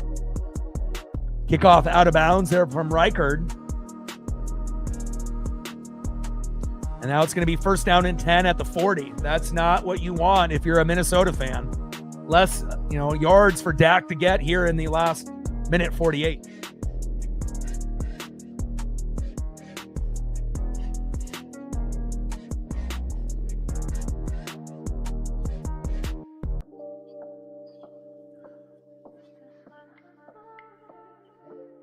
Shotgun set. Dak, short middle to George Pickens. And that is incomplete. Andrew Van Ginkel in the coverage.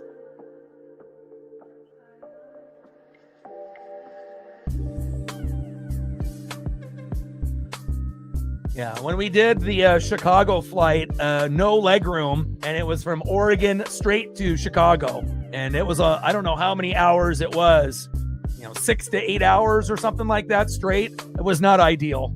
I don't know exactly how long, the whole flight was, but, 6 to 8 hours, 6 to 9 hours, but it wasn't fun. Shotgun set, Dak short middle to Jake Ferguson, the tight end, and very close to the first down marker, 3rd down and 1 at the Dallas 49. And you got about a minute and a half before halftime here. And handoff up the middle, 1st down, Cowboys, move the chains. And then we got Smith down with an injury. Hunter Lipke, the running back for the Cowboys, getting that 1st down off that 5-yard run. But hopefully Tyron Smith is okay. And now timeout, Cowboys, due to the injury.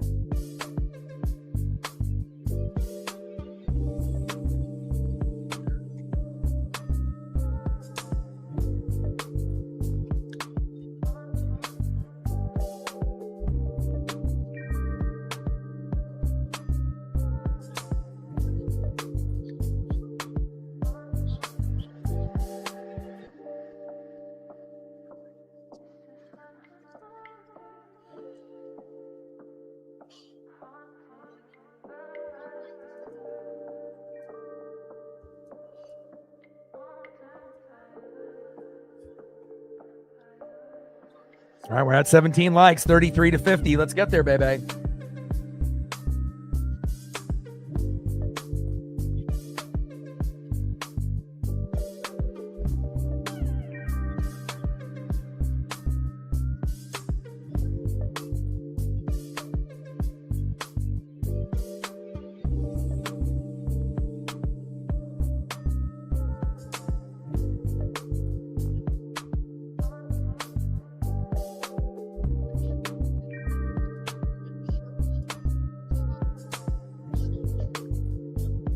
And we're at 32 on that Dono train, 68 to go. Let's get it, baby. I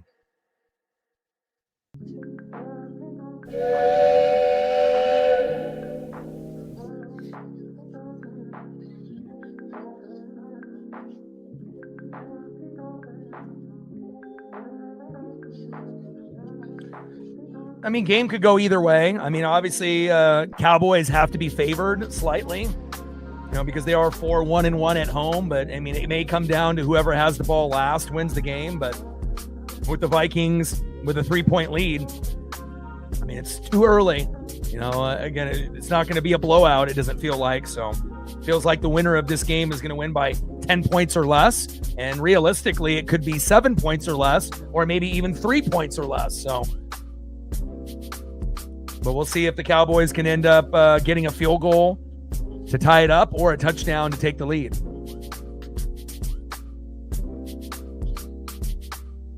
And you guys definitely need that, right? There's offensive line, defensive line. There's some key positions that definitely need to be upgraded, for Kansas City.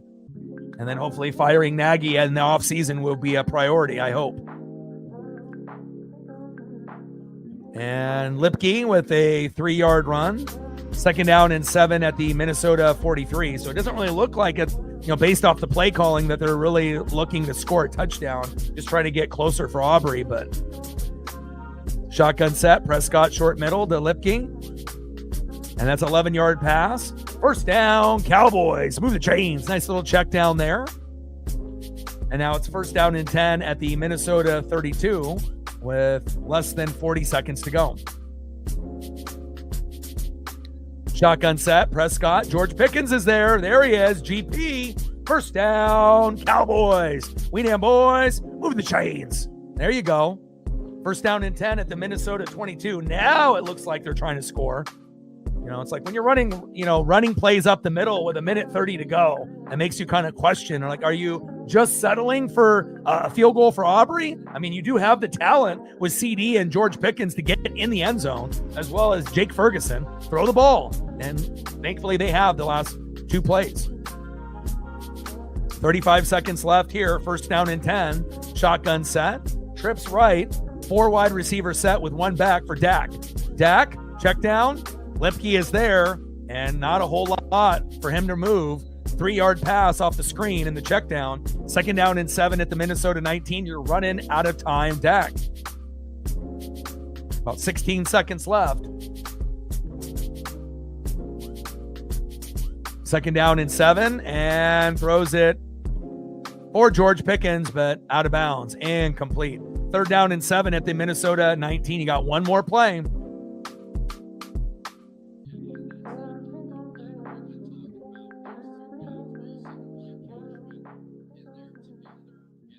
Love at running back. You can never, obviously pass rush is very key.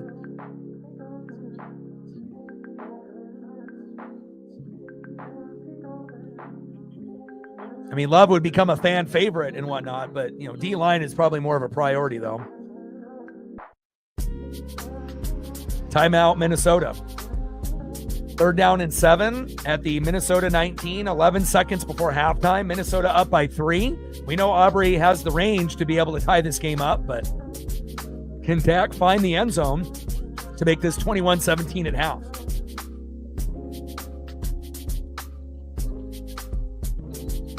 Eight plays, 41 yards. See if they can complete it here.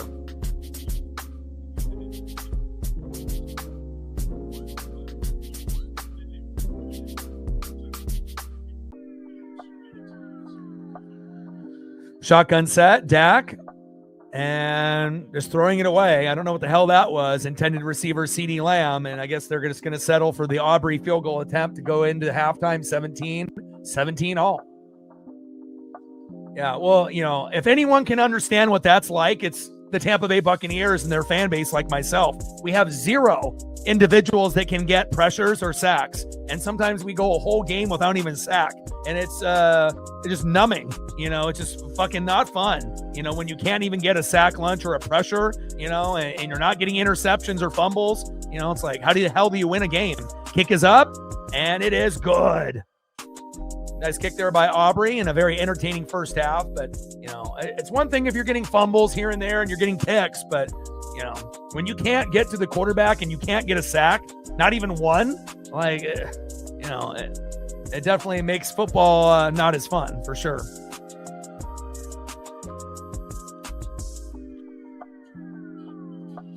We got 3 seconds left before halftime. And luckily, halftime is pretty short for the NFL. It's only 12 minutes, so. And it's crazy because, if you look at the, Buccaneers team, we have a lot of, Hall of Famers or, really good players. It's like you got Baker Mayfield, right? Good player. Bucky Irving, Rashad White, Sean Tucker, Mike Evans, Hall of Famer, Chris Godwin, Hall of Famer, Abuka, from the draft, and Tez Johnson, and Jalen McMillan, and Sterling Shepard, and Kate Otten, and then you got Vita Vea, and Antoine Winfield Jr., and Levante David. So it's not like we don't have talent, but again, and we have Tristan Wirfs on the O-line, but it's like if you don't have enough on the O-line, the D-line, and the defense, you're not going to be good. One good guy on the O-line ain't going to cut it. 3 or 4 guys on defense out of 11 ain't going to cut it. And, it's just been rough. And that's why the Panthers and the Buccaneers are both 7-7. But somebody's got to win the division. Same thing with the Steelers and the Ravens. The battle of the bads. But someone will win the AFC North and someone will win the NFC South. And that is halftime.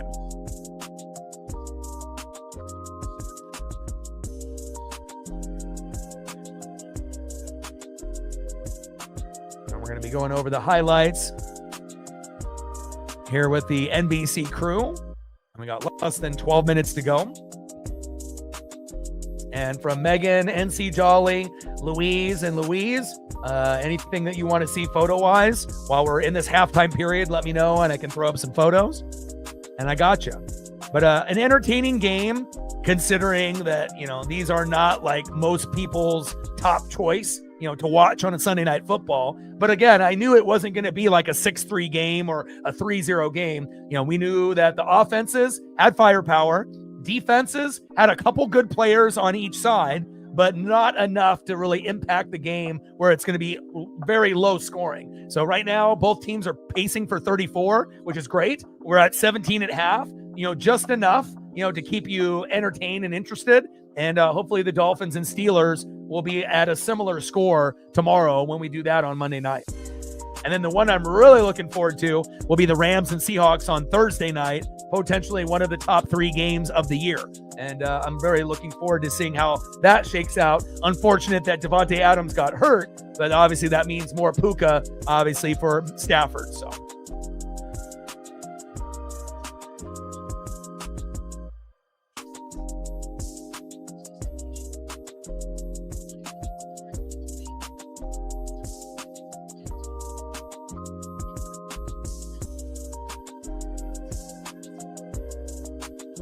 Hopefully Javonte Williams is okay. After scoring the touchdown, had to leave the game. And Dallas has been able to compete with RB2, RB3, and RB4. So they're still finding ways. And hopefully we'll be able to get Pickens and CeeDee Lamb in the end zone. And hopefully JJ McCarthy, he's been going to Aaron Jones here and there, as well as Jordan Mason, the former Niner running back. But all of us, we want to be able to see Jetta get in the end zone. And, again, they have Jordan Addison and they have Hawkinson and they have other options like Naylor. But, we see Naylor get in already. But, we want to be able to see Jetta hit that gritty.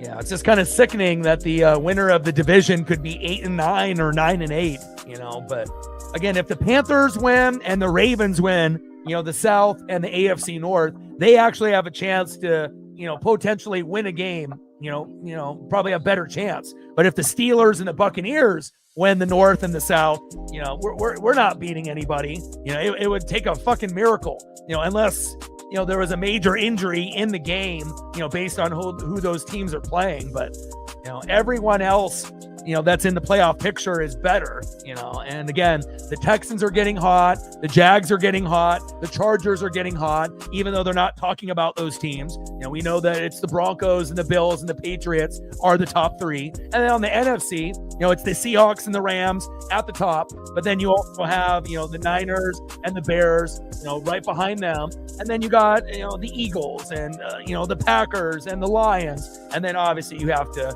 mention obviously the Cowboys and the Buccaneers and obviously the Panthers, just trying to hang on for dear life with about a 500 record. So same thing goes with the Steelers, the Dolphins, and the Ravens as well on the AFC side. So I don't know if I really want to make the playoffs. Like, I want to make the playoffs because, it would be our 5th year in a row winning the division. But again, I don't want to have my heart ripped out like it was on Thursday, when you just can't stop anybody. And then you lose, to a team that almost has 20 fucking penalties. And then Pitts ends up having the game of his life.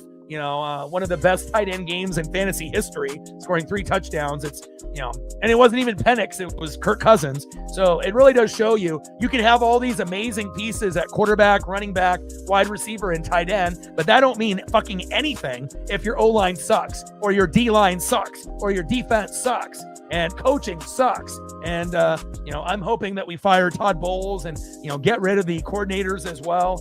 We need just to blow that bitch up and start over. Because again, we don't want to waste, Baker Mayfield. We want to make sure that we're putting, and we've had a lot of injuries this year as well.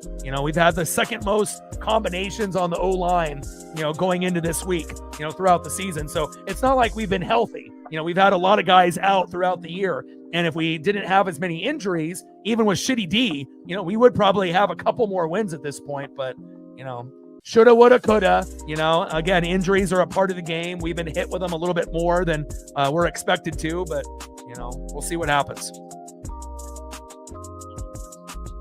Rams in the 1 spot for now. But then, again, things can definitely change here in the last 3 weeks. Rams, Bears, Eagles, Tampa, Seattle, Niners, Green Bay, Detroit, Carolina, Dallas.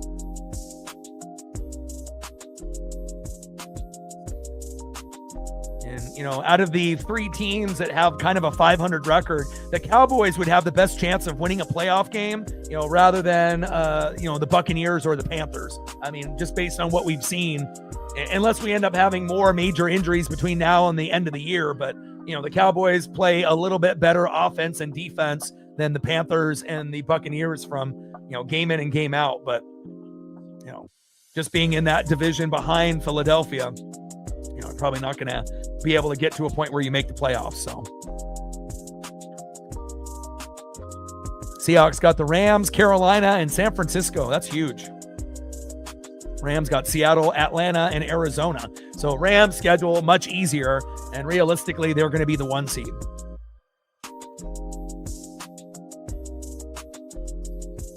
We got about 5 minutes to go before we get into the second half kickoff.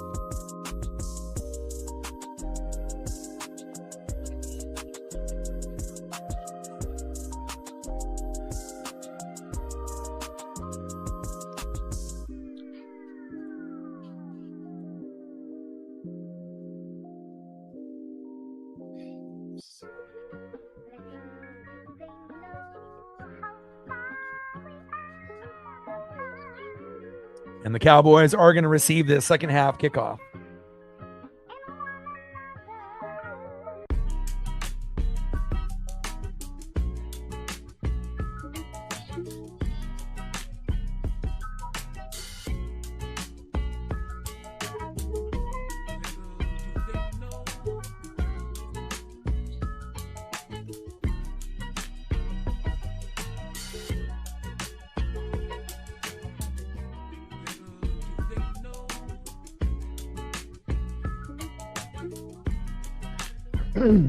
Broncos, real deal.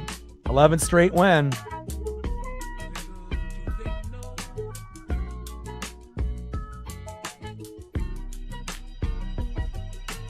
Great to see Oregon quarterbacks, show that they can play in this league with Herbert and Bo Nix.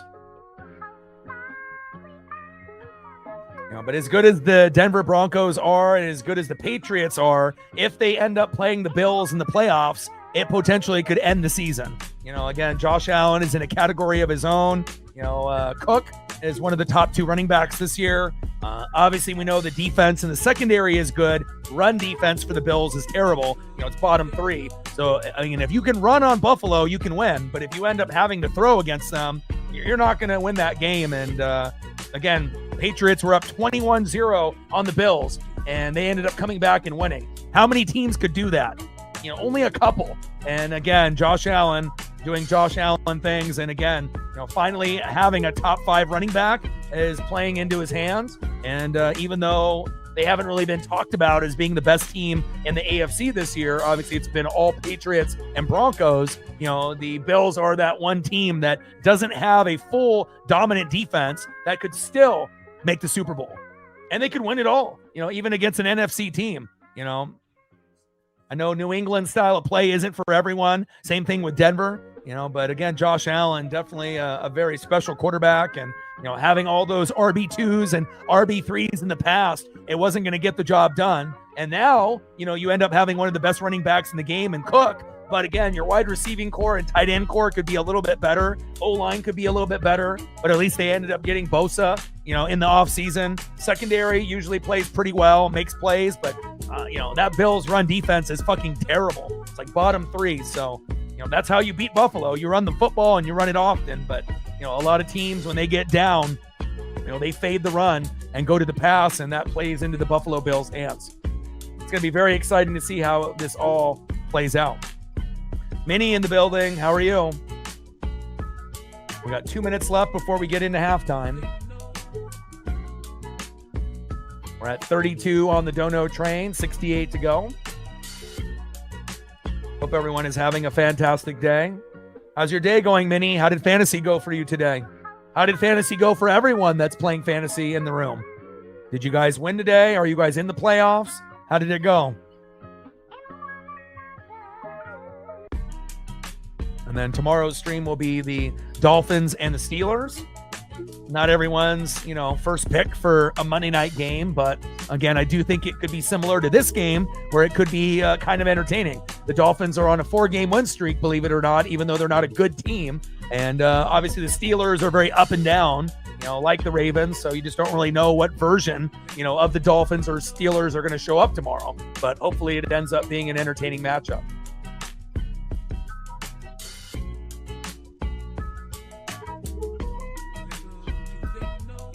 "30 minutes away from securing first place." Nice.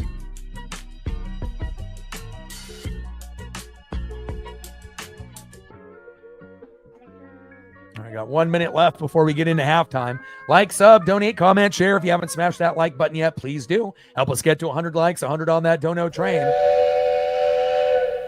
And 5 to 15 subs. Let's get it, baby.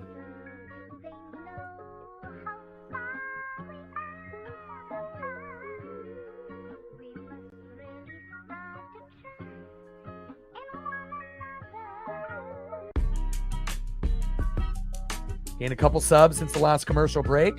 87 to go to 23,400. Shout out to all the new subs that we've acquired here in December.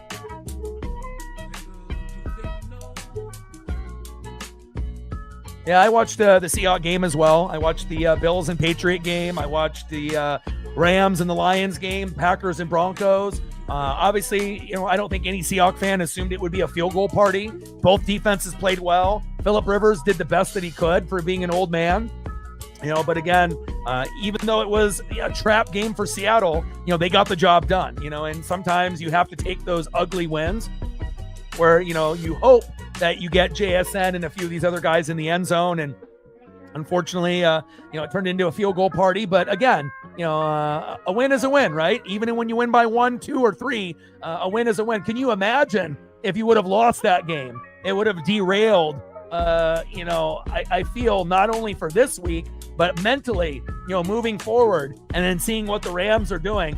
Obviously they just lost, Javonte Adams. We'll see for how long, but the last thing that you want to do late in the season is lose, to a quarterback that hasn't played in years. But one thing it did show you, Latu and a lot of those Colts defenders, they're good, right? Again, they definitely brought their A game and they were trying to play spoiler. And again, it was a game that some Hawk fans, thought they were going to win by 20 or 30. Not so fast, and again, if you have a good defense, you can stay in a game, and the Colts have a pretty good D. And, obviously if they had Daniel Jones, maybe they win that game. It could have been, you could have flipped that, score. So, or maybe the Colts end up winning by more. You never know, right? So,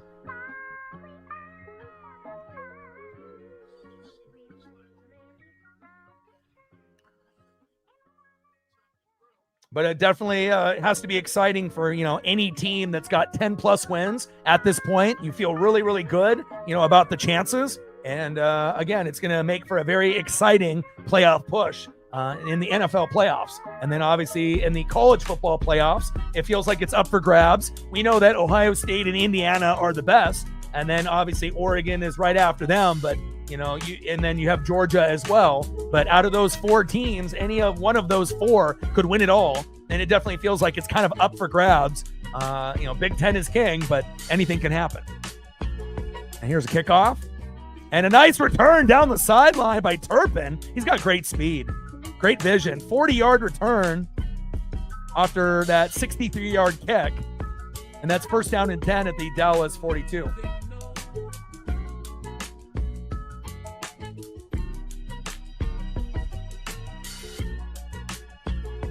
That man in the building, what's good?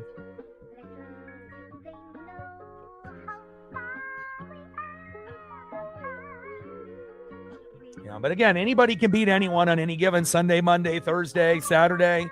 You just never know, injuries, home and away, grass or turf, and again, momentum is a real thing. Uncle Mo is real, and you just never know going into each week. You can have a top contender for the Super Bowl, lose to a bottom feeder, and it definitely happens more, times than we would like to admit. I mean, it's the most well-rounded league in sports, and that's why it's so popular. 15-yard run there by Javonte Williams. He's back. Tyron Smith is back as well. All right. And we saw Javonte Williams get the first touchdown of the game. Good to see him back. And they go to Javonte Williams again. 3-yard gain. 2nd down and 7 at the Minnesota 40.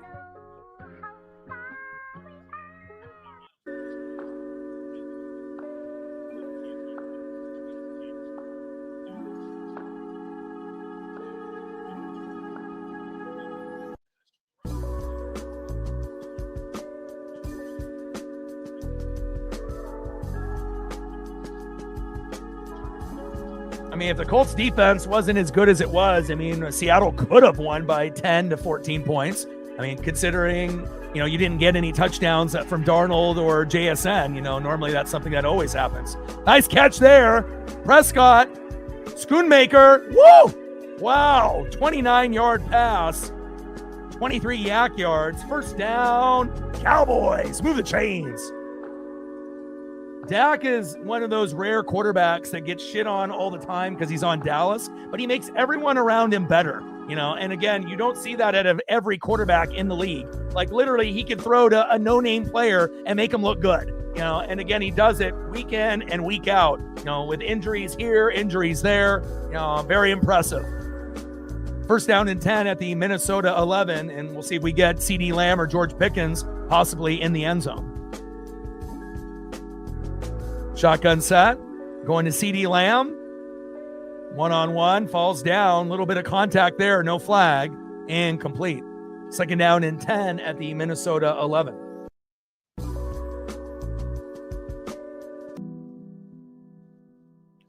Shout out to my boy Brooks Beats with the best beats on YouTube. Also, Ferguson has to be a guy that, you have to take notice to as well, because all the attention is going to be towards CD and then George Pickens. So sometimes going to that check down guy is a guy that gets, sometimes forgotten in the mix. And a 2-yard run up the middle by the backup running back, Malik Davis. 3rd down and 8 at the Minnesota 9. And I'm really happy that this isn't like a 17-0 game or a 3-3 game right now. So it's nice to be able to see that, you're getting a little bit of excitement from both teams here in the first half going into the second half. 4 wide receiver set, empty back. We'll see if the Vikings bring blitz. Dak can always run it himself, just like Drake May did for 2 touchdowns in the first quarter. Blitz is coming, nowhere to run, and just has to check it down. Blitz right up the middle, not by the corners. And now it's going to be 4th down and 7 at the Minnesota 8. And I would assume Aubrey will come out to kick the field goal for Dallas. Now, tough for Mahomes, tough for, a few other guys as well. Devontae Adams went down with a non-contact injury. And same thing with another individual that used to be on the Cowboys as well, and obviously on the Packers.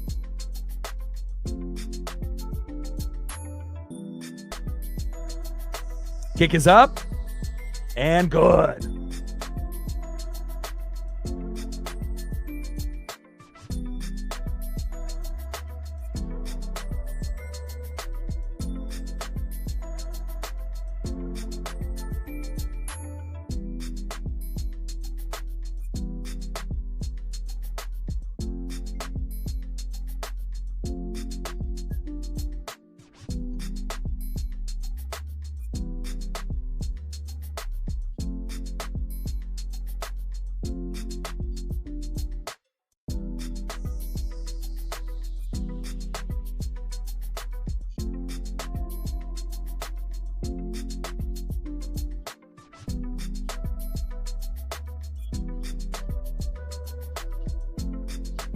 All right, we got 2017 Cowboys, 11-14 left in the third.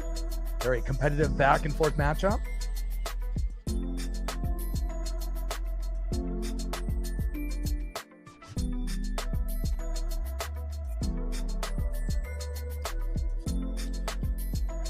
Yeah, not only that, but how it can affect, the teams moving forward. Obviously, the Chiefs, got eliminated from the playoff positioning, right? So insult to injury, you already get eliminated, and then you lose your quarterback. So you can't have Mahomes for the rest of the season, right?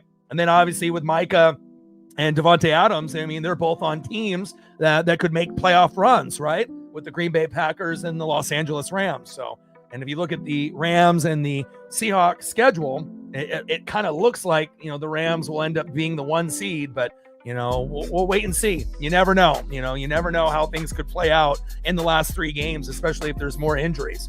Stafford gets hurt, or Puka gets hurt, or Kyron Williams gets hurt. That could shake up everything. So.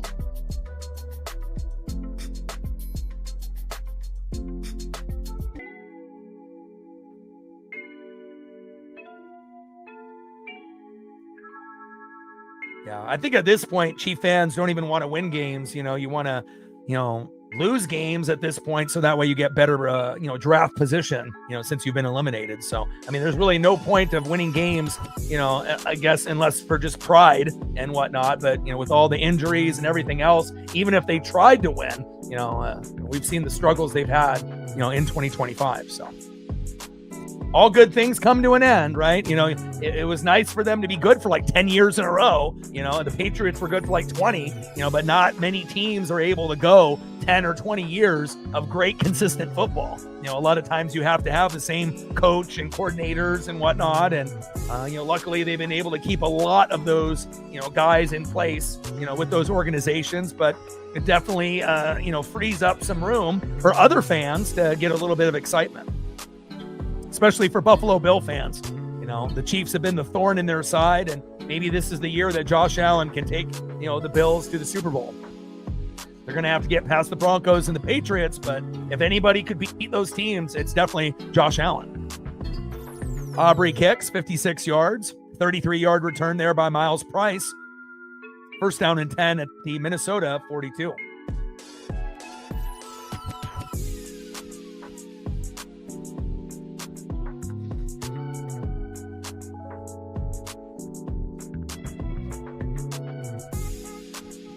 Ron Bland locking down Jay Jetta. First down and 10. Handoff to Aaron Jones up the middle. Second down and 9 at the Minnesota 43. Yeah, I watched that full game. They were down 21-0. Drake May had 2 rushing touchdowns all year. He had 2 in the first quarter. I was shell-shocked. And then, again, you can never count out Josh Allen and James Cook. As long as those guys are healthy, they can beat anybody. And to me, that was the most impressive win out of all the games this weekend. Shout out to the Huskies.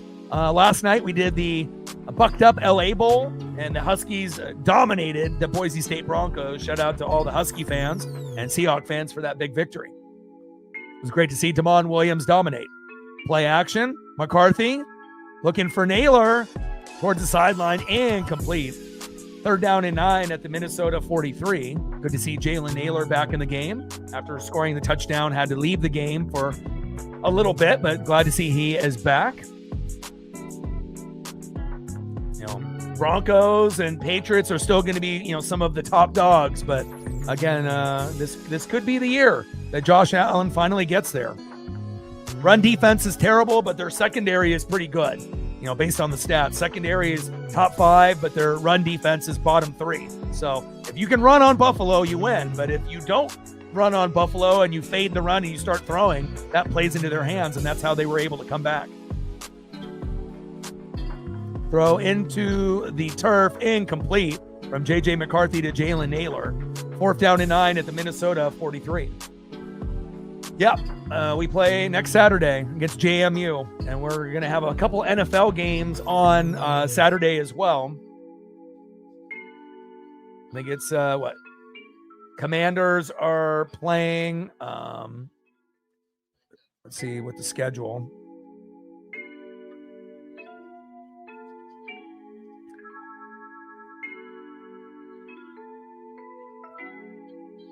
But it's Eagles and Commanders, and then Green Bay and Chicago on Saturday. But we'll be doing Oregon and JMU.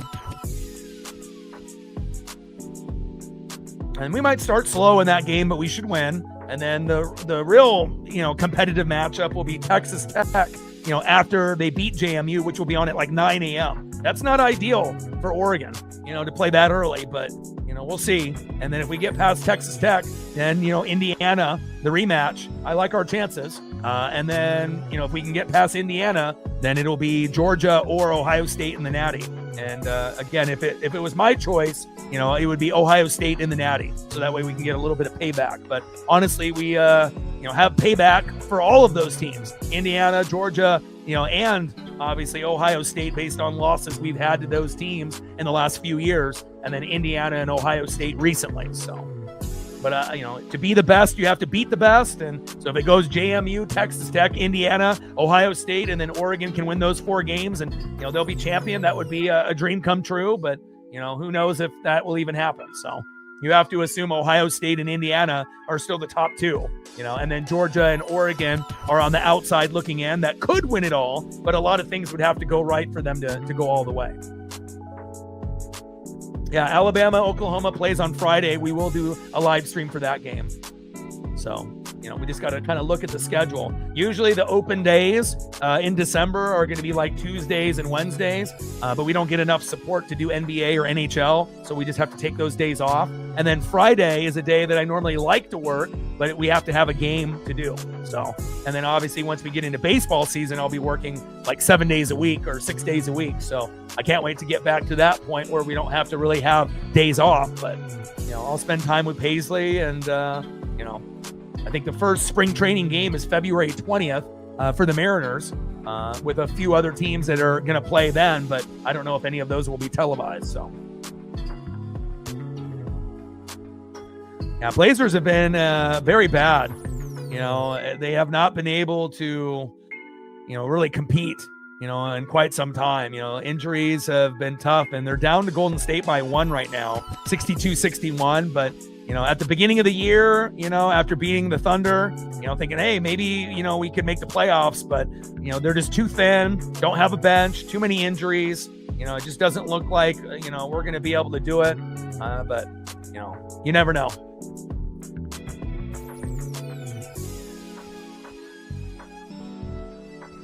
Ryan Wright with the punt.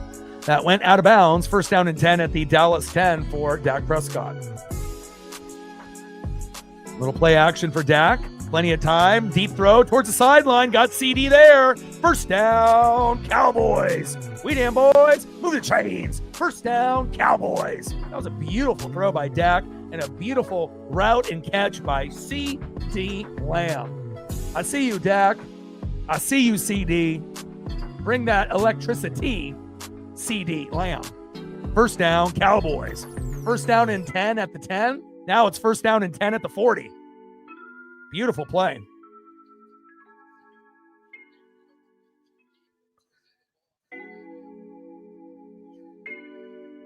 Man in motion. Fake sweep. They decide to go to him with the flat screen. And a good tackle there by Rodgers. Second down and 7 at the Dallas 43.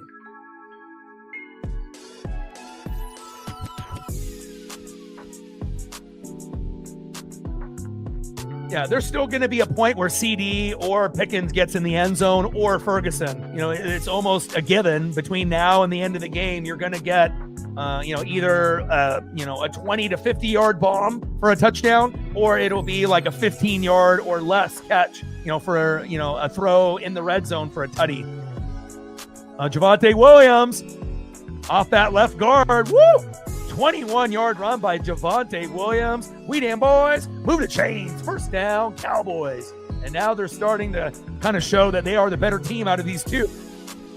And again, the Cowboys are 4-1-1 at home. So even though this game was close at halftime, you would assume if the offensive line, does a good enough job like they are currently, that they should be able to squeak this one out.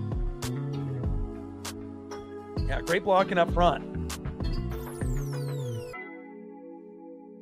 You got Quinnen Williams, Jadeveon Clowney, Deron Bland. So it's not like the Cowboys don't have anybody on defense. They got a few guys. And Turpin there with the little screen pass for 9 yards. They should get Turpin more involved with his kind of speed, reverses, jet sweeps, something that you can, use. But again, it's based on the OC, recognizing that speed that can be used other than just special teams. 2nd down and 1 at the Minnesota 27. I want to see a CD Lamb or George Pickens touchdown. Hopefully we can get that before this game is up. And I would love to see Justin Jefferson get in the end zone before the game is over as well. But a little bit harder when you got J.J. McCarthy at quarterback than Dak. Handoff. And Malik Davis getting pushed from behind. And let's see where they spot the ball. A 2-yard run. Just enough with Wilson and Rodriguez with the tackle there. 1st down, Cowboys.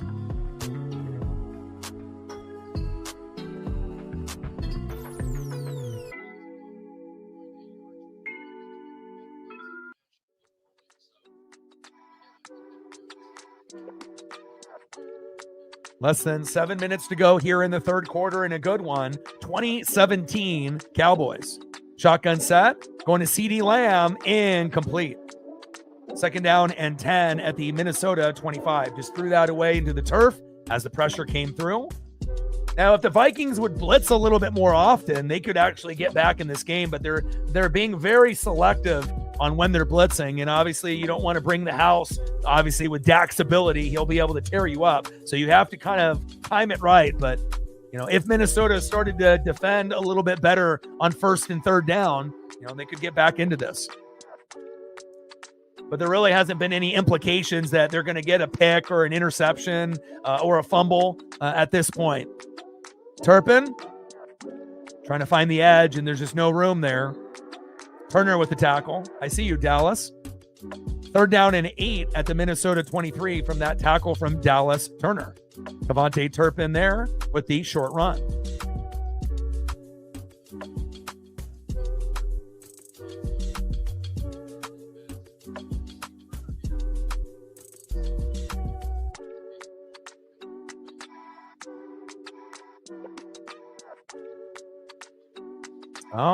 Nate Thomas, the offensive tackle, he moved. Whistles blown, self-inflicted wounds, which we haven't seen, which is kind of nice. When we watch the Buccaneers, obviously play terrible against the Falcons, and they ended up having almost 20 penalties. Luckily, we're not seeing that much here tonight. But that does bring the Cowboys in a position for an Aubrey field goal. 3rd down and 13 at the Minnesota 28, unless they can find a big 1st down. And with the weapons that they have with Ferguson, CD, and Pickens, it definitely is possible. Now they're going to go with a 3 wide receiver set. Shotgun set for Dak, and let's see if the Vikings bring the blitz. Reflect in the building. What's good? Dak steps up in the pocket, goes with his check down. And a nice tackle there by Turner and Cashman. And that's going to be 4th down and 3 at the Minnesota 18. Bring out Aubrey.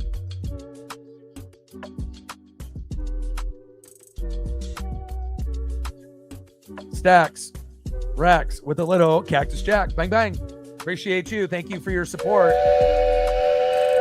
And congratulations on that Husky win with the live stream yesterday. That was a fun game to call, to see them beat the brakes off of Boise State and finish off the year on a high note. And we got a very competitive matchup here on Sunday Night Football. 4th down and 3. They show like they're going for it, but they're not going to. Delay a game, and that's still in Aubrey's wheelhouse here, even though Aubrey did miss a field goal earlier today, which was rare.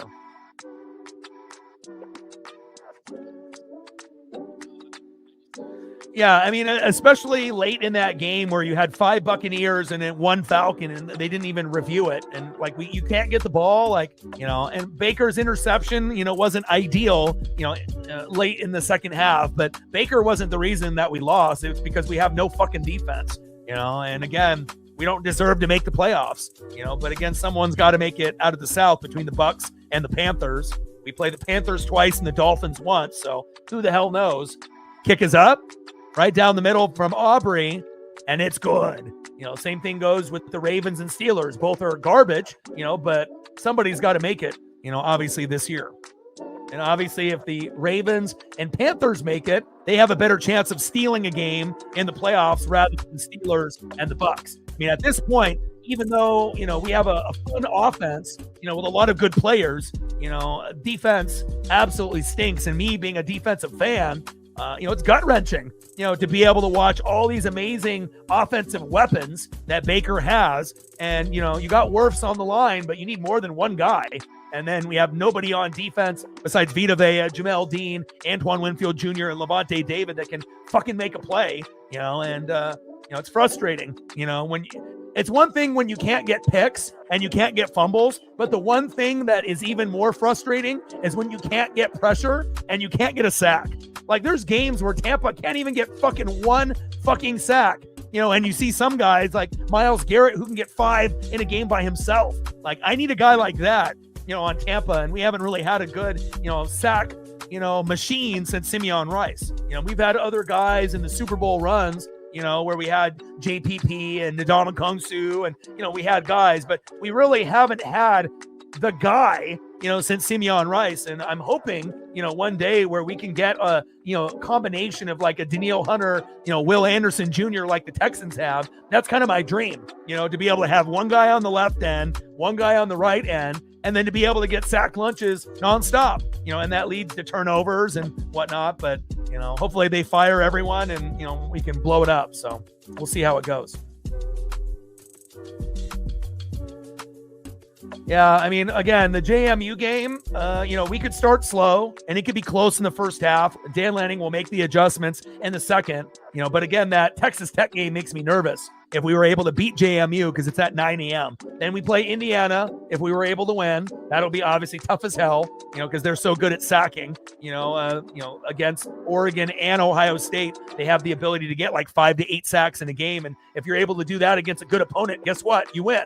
And Indiana was able to do that against both those teams, Oregon and Ohio State, getting to their quarterbacks, Sam and Dante Moore.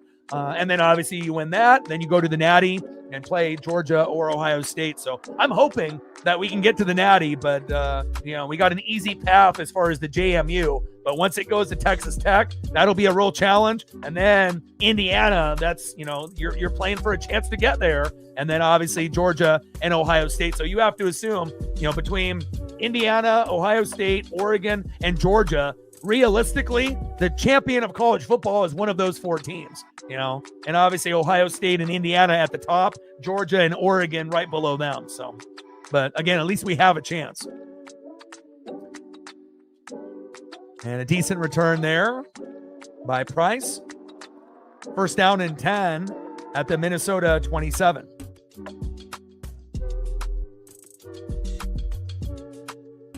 Yeah, but Sapp really wasn't getting sacks. He was more of like a run stuffer, and then they would throw him in at tight end and, try to have him hop around like Beyonce and get touchdowns. We had Sapp up front, but he was more of a run stuffer, not really a sack lunch machine like Simeon Rice, who was getting like 15 and a half for like, 3-4 years in a row. And if you don't have Simeon Rice, we don't win a Super Bowl. And then we had Derek Brooks and John Lynch and Rondé Barber. We're never going to have a defense like that, but, it was the good old days. But it's not like Sapp couldn't get sacks. I mean, there was a few years where he was getting quite a few at the D tackle position, being the best D tackle in the game at that point. First down, Vikings. What a throw by J.J. McCarthy to T.J. Hawkinson. 29-yard pass. First down, Vikings. Score. All right, J.J. For a guy that handed the ball off and relied on good defense at Michigan, he's showing at times, that he can throw the football. Yeah, he's my favorite player of all time as far as Buccaneers, Derek Brooks. I'm a linebacker and safety guy, so. I mean, I love Sapp. I love Lynch. I love Rondé Barber. I love me Mike Allstott. That's my second favorite, after Brooks. But JJ going deep, tipped, and incomplete. Jay Jetta just out of range. There's no chemistry between Jetta and JJ McCarthy. Second down and 10 at the Dallas 44. And, that might have been the best chance for Justin Jefferson of actually catching a fucking ball.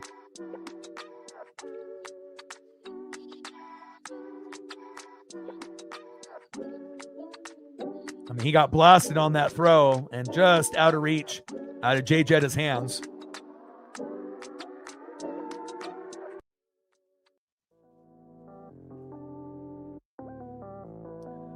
Damn, you got 5 leagues? You crazy. Jordan Mason off that right tackle. Nice 9-yard run. 3rd down and 1 at the Dallas 35. Yeah, I don't think I'll do fantasy football ever again myself, but I may bring back the league here on the channel. I'll be like the commissioner, and then we can have 10 people, do the league here for a prize at the end, and obviously the bragging rights and the respect. But I've definitely, even though the Bucs haven't played the way that I would have liked, but being able to focus on my players and my team and nobody else has been refreshing after doing fantasy for like 20 fucking years in a row. And the last few years, things not really playing out to my standard and whatnot. So takes a lot of effort and energy. At least it does for me. And Naylor going to that right side, loss of 2. Nice tackle by the safety from the Cowboys, Donovan Wilson. 4th down and 3 at the Dallas 37. We've actually had a few girls that have been pretty good on the channel. And the only 2-time winner on my channel is a female, Zini Panini. She's a 2-time champ, so.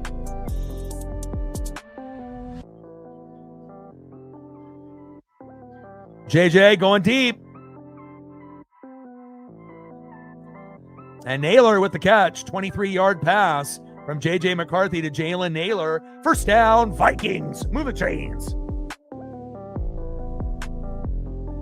I mean, fantasy, drafting, you got to draft well, and then you got to pick up guys on the wire, and then you have to, bottom line, be lucky with injuries and hope that your top guys don't get hurt. If your top guys don't get hurt, then you're going to have a chance. But again, once the top guys go out, there's not very many options on the wire that are going to produce the same. You might get guys that can fill in, but once you get to the, championship game, sometimes you'll get exposed. There we go. Jay Jetta with a catch. 1st down and 10 from Jay Jetta to Justin Jefferson. 1st down, Vikings. 1st down and goal at the Dallas 4. See if they can get Jetta the ball so he can hit the gritty. Very exciting here, back and forth game between the Vikings and the Cowboys. Zini, the Machini, with all the paninis.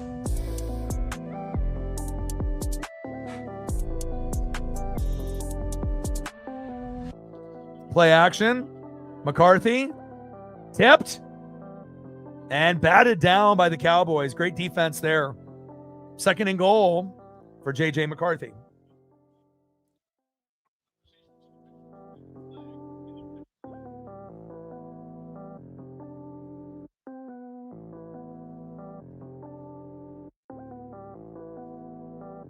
Yeah, I never do more than one because I have to put all my, blood, sweat, and tears, and some people, they'll make, maybe 20 to 40 moves in a year. I'll make like 100 to 250 moves. I'm making sure that my bench is better than, other teams' starting lineup. And again, you want to make sure you have good depth just in case you do have those injuries. But I feel I work the hardest out of anybody, but again, sometimes when you work hard doesn't give you the results that you feel that you deserve. I'll put myself in a good position to get top 3 every year.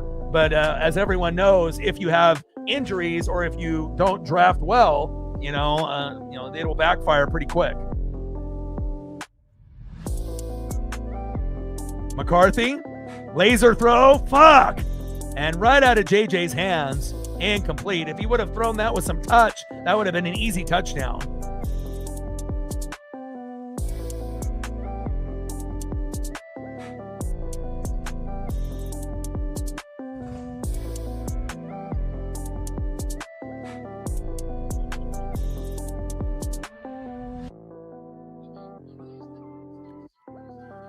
JJ to JJ, they just don't have the chemistry, but again, at some point, you have to assume it'll get better. Addison in motion. Handoff up the middle. Great play. Touchdown, Vikings. And now Ham with a little bit of a gritty. CJ Ham with the touchdown. Would have been better if it was Jay Jetta, but it is what it is. 23-23 all in a great game, which I felt like it was going to be an entertaining game between two bad teams. But I think the Cowboys, they are the worst team in the NFL. I think that, with them and the Ravens, and I feel like Dallas, we've done quite a few games on prime time of them. And most of the time they've shown up on prime time. Extra point is up and good, but Minnesota is trying to make it difficult on Dallas. And now it's 24-23 and a good one. Minute 12 left in the third quarter. 24-23 Vikings.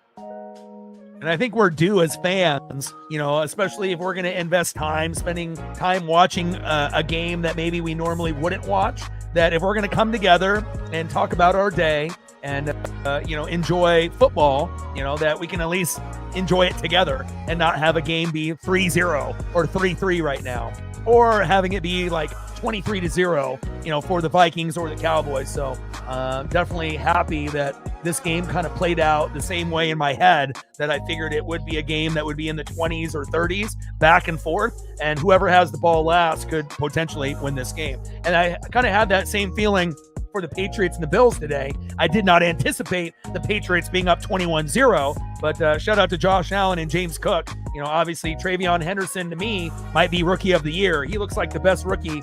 Tyler Warren is great, but to me, Travion Henderson is the rookie of the year. That guy is the best rookie. Ibuka was great in the first month, but after everyone else came back at wide receiver, he's had a lot of drops, and he hasn't really been the same wide receiver since the first month. So his name gets taken out. Tyler Warren is great, as a tight end for the Colts, but I don't think anyone is better than Travion Henderson. He's so good that he should be the starter over Ramondre Stevenson. And we've been able to see him multiple games, go for 100, 150 yards on the ground with long 20, 30, 40, 50-yard touchdown rushes, and sometimes scoring 2-3 times in a game. The Ohio State University definitely knows how to develop players, and Travion Henderson is one of my favorites in 2025. He is very, very good. Yeah, Chiefs are out, and they lost Patrick Mahomes, so they have zero chance. I mean, even if he didn't get hurt, they're eliminated. Mike in the building, what's good?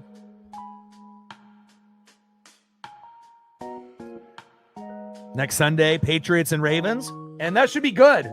Ravens are at home, so they can feed off the crowd. But again, really their problem, has been coaching and play calling, and just being efficient. It's like you got all these weapons, but you're not able to really get the job done defensively. And obviously coaching and play calling have been very suspect, even though you have Lamar and Derrick Henry and Zay Flowers, Mark Andrews, and, Isaiah Likely. It's kind of similar to the Buccaneers. You got all these amazing names, but again, if your O-line and your defense don't play well, then guess what? You're not going to win, And again, they were able to win today, but again, going against the Patriots, that's going to be a tough test. And I'm definitely looking forward to that one. Hopefully Lamar will play like the old Lamar, and maybe they'll be able to compete with the Patriots for 4 quarters. ACL tears, depending on the athlete. Some guys are able to come back. And it also depends if it's an ACL, PCL, ACL, MCL, or just a strict ACL injury. So, but normally, about a year, but sometimes guys are out for more than a year, and sometimes guys come back, before a year. It kind of just depends on their body and how bad it was torn. But normally, I would say the normal answer to that question is usually a year. But for some guys, it's, a little bit longer.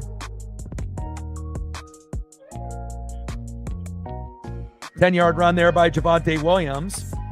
First down and 10 at the Dallas 45.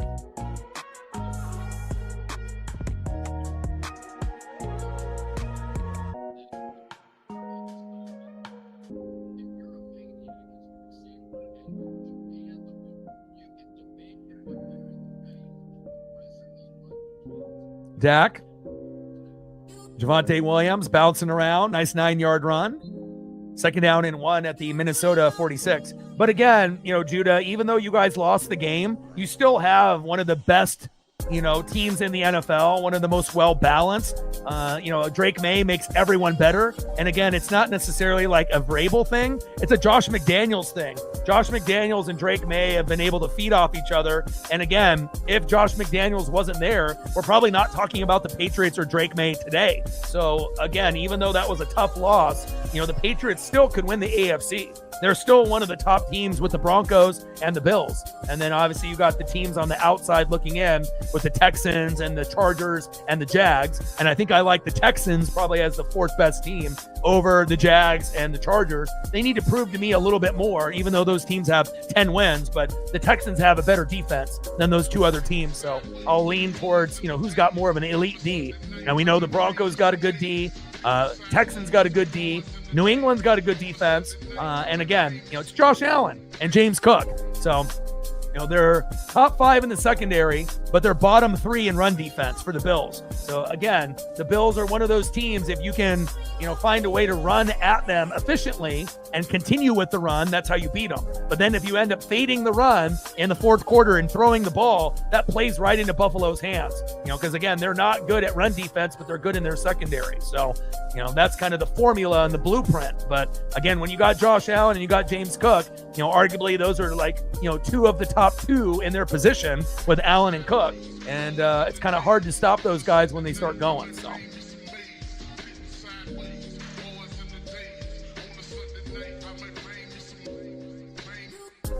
But it definitely feels like it's going to be the Patriots or Bills. I don't think that, the Texans or the Jags or the Chargers are good enough to get to the Super Bowl. And maybe one of those teams could make the AFC Championship game if there was other injuries to the top 3. But again, even if the Texans are the 4th best, it would be shocking if they made the AFC Championship game, but you just never know, on how things will play out. And then on the NFC side, you got the Rams, you got the Seahawks, right, at the top tier. And then obviously you got the Niners and the Bears at like 10 wins. And then you got the Packers and Eagles at 9 wins. You got the Lions at 8. And then you got, the bottom feeders with the Cowboys around 500, as well as the Panthers and the Buccaneers at the very bottom, both 7-7. So, and we know that the Cowboys, Buccaneers, and Panthers, are not Super Bowl contenders whatsoever, just trying to make the playoffs, kind of like some of these other teams in the AFC. But, it definitely feels like, it's still up for grabs. It definitely favors, the Hawks and the Rams. If you look at the schedule, the Rams' schedule is much easier than the Seahawks. So the Rams should get the 1 seed. And again, we will see how that works out for Seattle moving forward. Wasn't the most, dominant game against Phillip Rivers, but again, a win is a win, even if it's a field goal party.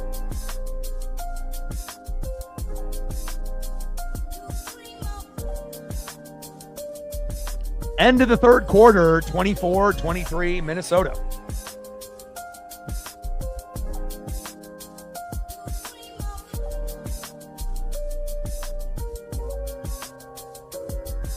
And on second down and 1, Jalen Redmond with the tackle there on Javonte Williams. Third down and 1 at the Minnesota 46. Yeah, the Davante Adams injury, not good. Micah Parsons injury, not good. And then we already know Mahomes is out for the year. So, but that definitely is going to affect, the Rams and the Packers' chances, of how far they go. But, I mean, luckily they have Puka Nacua. So at least they have someone else that Stafford can go to with Kyron Williams and others. Tutu Atwell just came back. So I assume Tutu Atwell will be getting a lot more looks now since Davante Adams has that injury. But Davante did have a great run, and kind of a rebirth in his career joining Stafford. But, if you don't have Davante Adams for the playoffs, that could be the difference between the Rams making the Super Bowl or not. So, we'll have to be paying attention very closely with some of those injuries. Receiving leaders, JSN, Puka, Pickens, and Chase.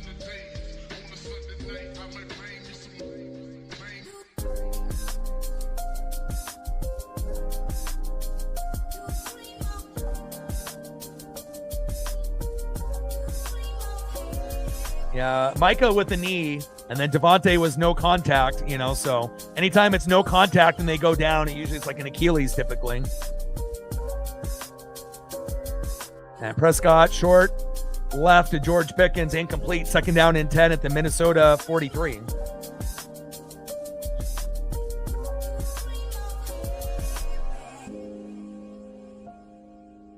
Shotgun set, Prescott to Pickens, 6-yard pass, 3rd down and 4 at the Minnesota 37. And I really pray that the Dolphins-Steelers matchup will be similar to this one. It may not be as high scoring as this, but hopefully it ends up being kind of close to this score, I'm hoping. I guess on the bright side, the Dolphins are on a 4-game win streak. We're probably not going to have TJ Watt, so should be, some good action, you would assume, if the defenses are a little suspect on both teams. But you just never know what version of the Dolphins or Steelers are going to show up. Uh-oh, it's 12 noon. You know what time it is? Time for a sack lunch. Yum, yum, yum, yum, yum. Andrew Van Ginkel and Grenard there with the sack lunch on Dak Prescott. 4th down and 8 at the Minnesota 41.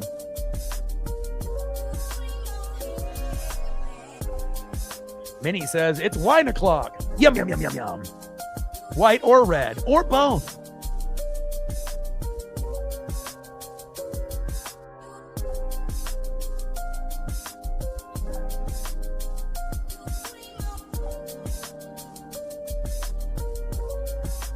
There's nowhere for Dak to go. Aubrey, 59-yarder, no good. Wow, this might be the first game that I've seen Aubrey miss 2 field goals in a game in a long, long time. And again, we know Aubrey's got the leg, but again, it also depends on the hash. And he's missed both field goals wide right. The first one was close. That one, no way in hell he was going to make that.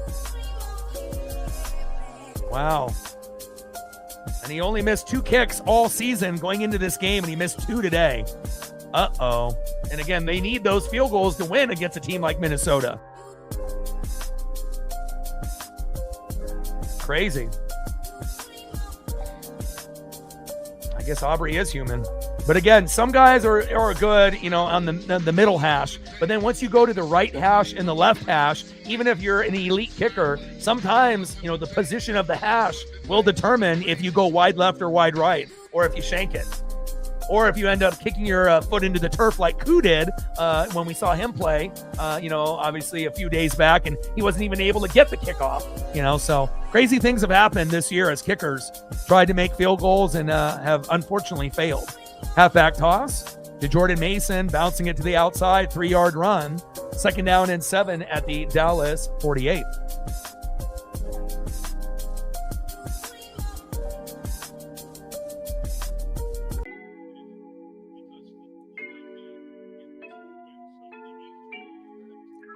Like, sub, donate, comment, share. If you haven't smashed that like button yet, please do. Help us get to 100 likes, 100 on that dono train. And 5 to 15 subs. Let's get it. Bye-bye.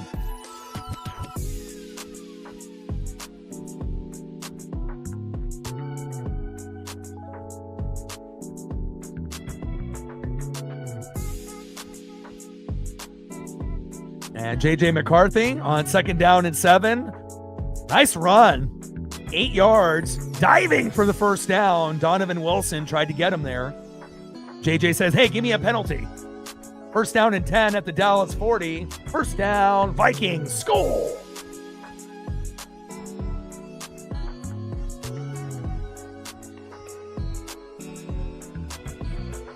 Bringing a little bit of electricity here for Minnesota. Yeah, and Dallas could definitely still win this game. I mean, it's not over yet. 2 missed field goals hurts, but again, with the inconsistencies from both of these teams on defense, it could really come down to whoever has the ball last. And there's a good chance, that we're going to end up getting, at least one more turnover in the 4th quarter by one of these teams. Nice catch. Great hands right there. Josh Oliver, the tight end, with the 18-yard grab. 1st down, Vikings.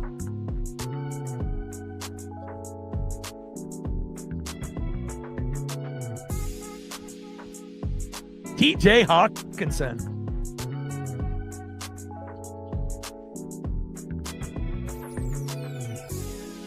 Wow, back-to-back plays there. JJ starting to get into a rhythm now here for the Vikings.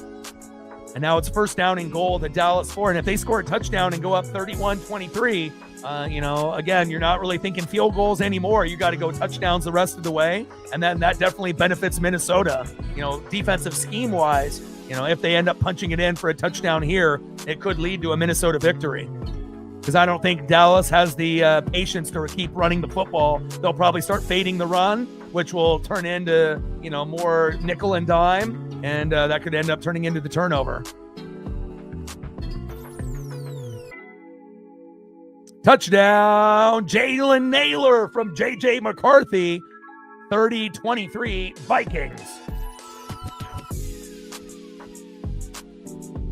Now, that's why you got to be careful when you bet.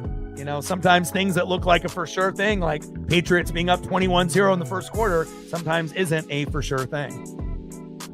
Especially in the NFL, you always see these people on the internet like, oh, I made a 9 parlay win for $22,000. And then everyone thinks that they're going to be able to do the same. But, again, no matter how intelligent you are and how many games you watch, the NFL and the books, they have it rigged a certain way, based off the spread and, how these games are played, that, it's going to be very difficult to be able to win on a consistent basis. Nice touchdown there by Jalen Naylor. Extra point is up and good, 31-23. And now you're down by 8. And Dak definitely needs to get CeeDee Lamb and George Pickens in the end zone sooner and later. And you definitely are going to need to get a stop on J.J. McCarthy at some point as well. Well, to be fair, both defenses are kind of garbage. That's why we're at 31-23.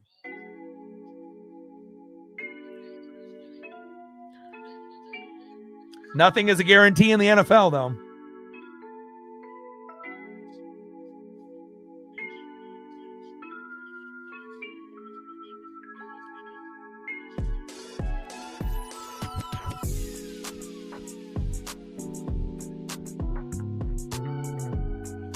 Dak's got 208 yards. He's 17 for 28, but he just got no touchdowns. JJ's 14 for 23, 2 touchdowns and a pick.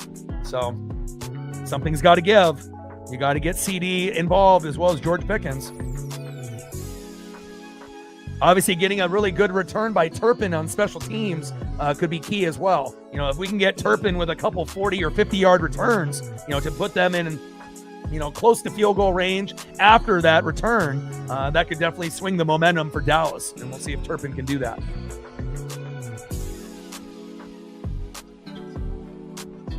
But this could be the difference if they can find a way to get him the ball. Or maybe GP, George Pickens.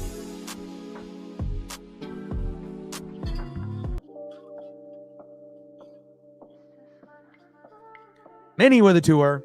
Appreciate you. Stacks. Racks with a little Cactus Jack. Bang, bang. $2 holla from Minnie. Appreciate you.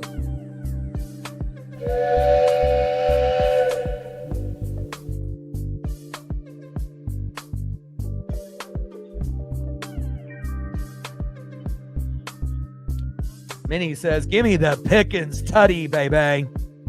It's wine o'clock. Everyone's winning. 31-23 Vikings. Appreciate you, Minnie. Anything photo-wise that you want to be able to see, let me know.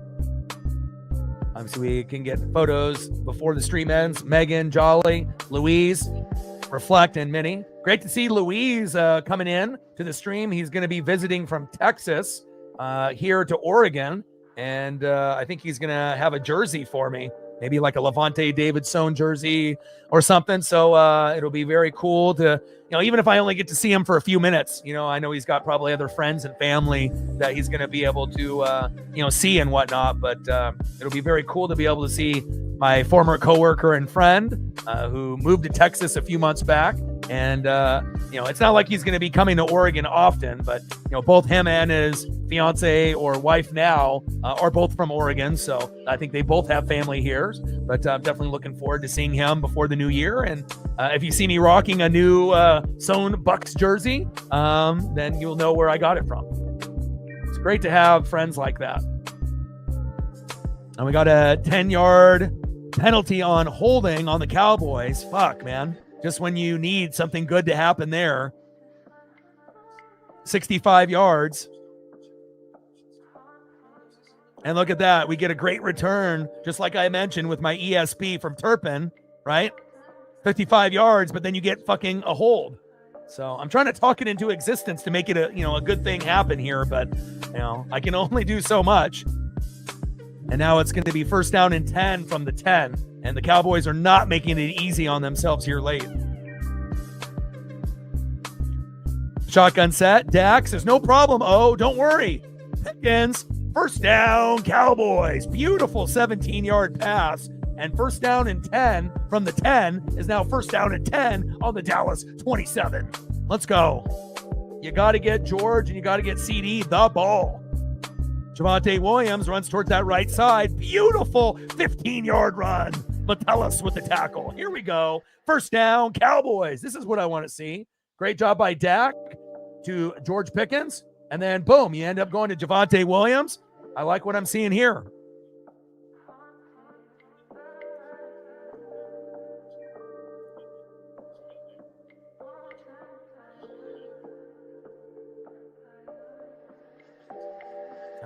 Sometimes when you watch football, you just know, based off speed or, but again, imagine if that return didn't have a hold. The Cowboys probably would have already scored a touchdown by now. And Turpin has got that speed. You just got to have more discipline from the other guys playing special teams.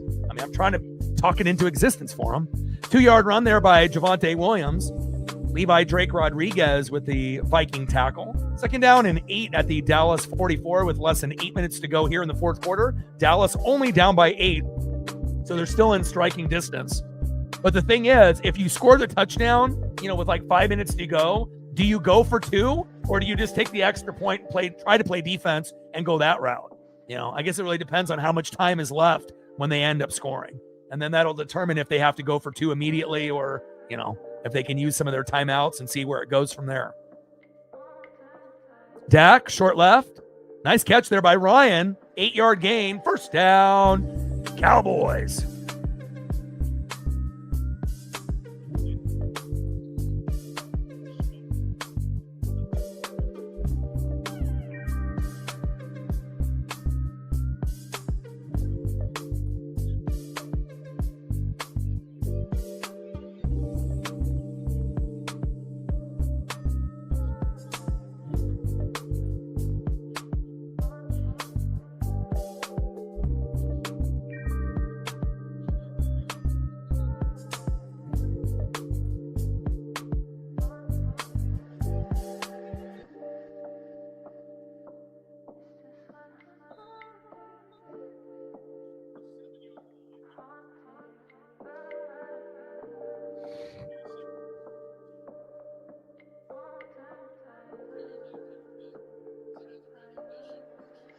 Offensive holding there by the Cowboys.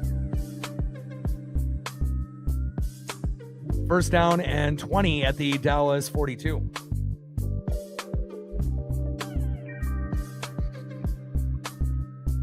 And plus, we don't really think that the Vikings or Cowboys really can stop anybody. So, if you were to go for the extra point, realistically, that might be game over at that point if Minnesota, continues to keep moving the ball at a frantic pace. But now you're getting to a point where you're kind of shooting yourself in the foot. Self-inflicted wounds here. Prescott, short left to CD Lamb, incomplete. Second down and 20 at the Dallas 42.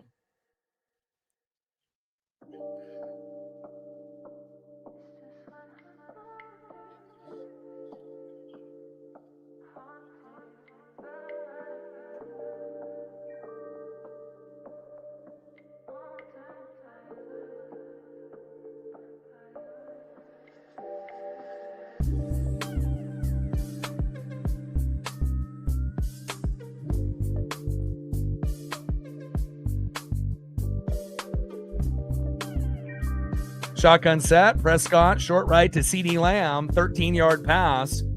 Cashman with the tackle. Third down and 7 at the Minnesota 45.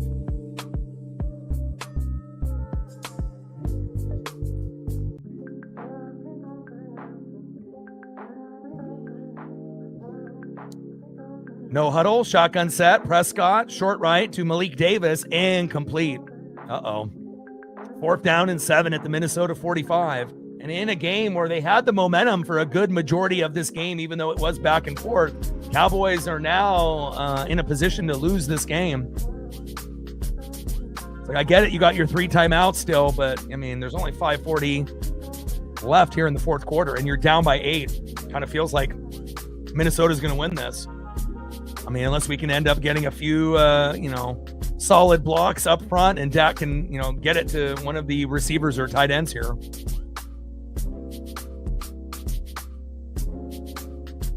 And it definitely limits the play call when you're at 4th and 7 rather than 4th and 3.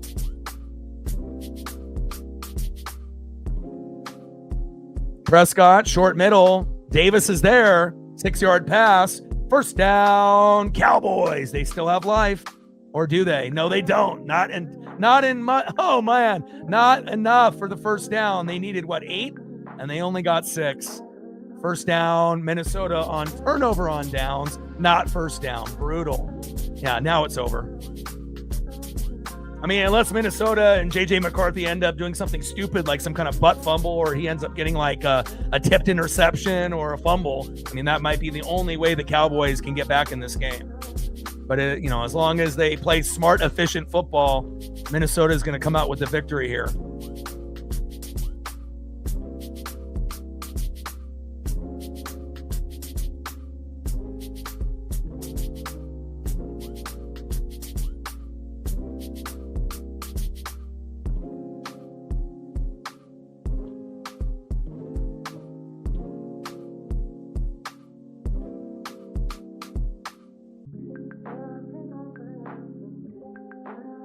Yeah. It might be time to take a step back from betting for a while, even though it definitely is one of those addictive things, and whatnot, but sometimes you just got to take a step back.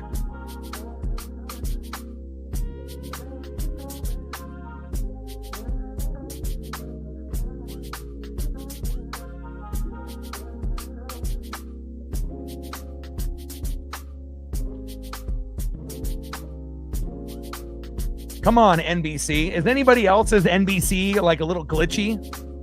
Regardless if you're watching on TV, the computer, or on your phone? I don't know what's going on with NBC today.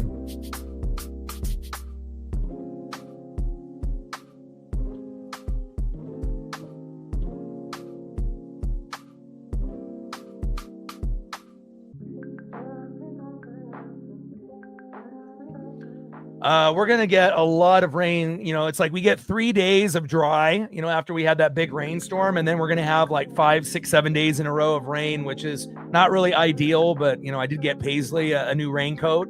So she's enjoying being outside when the weather is not good more. So, I give her more time to sniff grass and flowers and, to do her business on people's lawns that she likes or doesn't like. And, we'll see where it goes. But it doesn't look like it's going to be as bad as that torrential downpour that we had for a few days with all the flooding. But we have a few days of dry, but it feels like that, bad weather is going to come around here pretty soon. But again, doesn't sound like we're going to be getting any snow anytime soon, but again, that could change.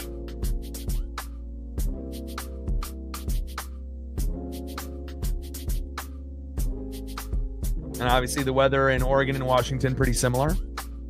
Jordan Mason up the middle for a 3-yard gain.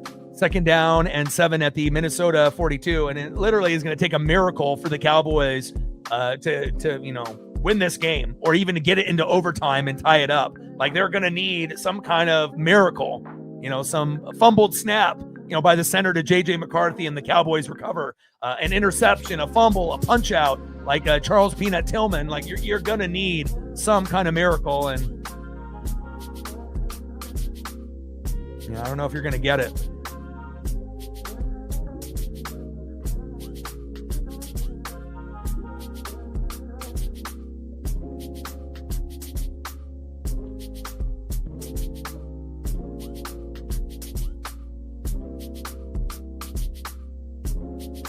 Jordan Mason off that right end for no gain. At least the Cowboy defense is playing. And then great, Quentin Williams gets hurt. Wow, brutal. 3rd down and 7 at the Minnesota 42. Yeah, I would love to get snow in December or January, but sometimes in Oregon, we don't get it till February or March. So.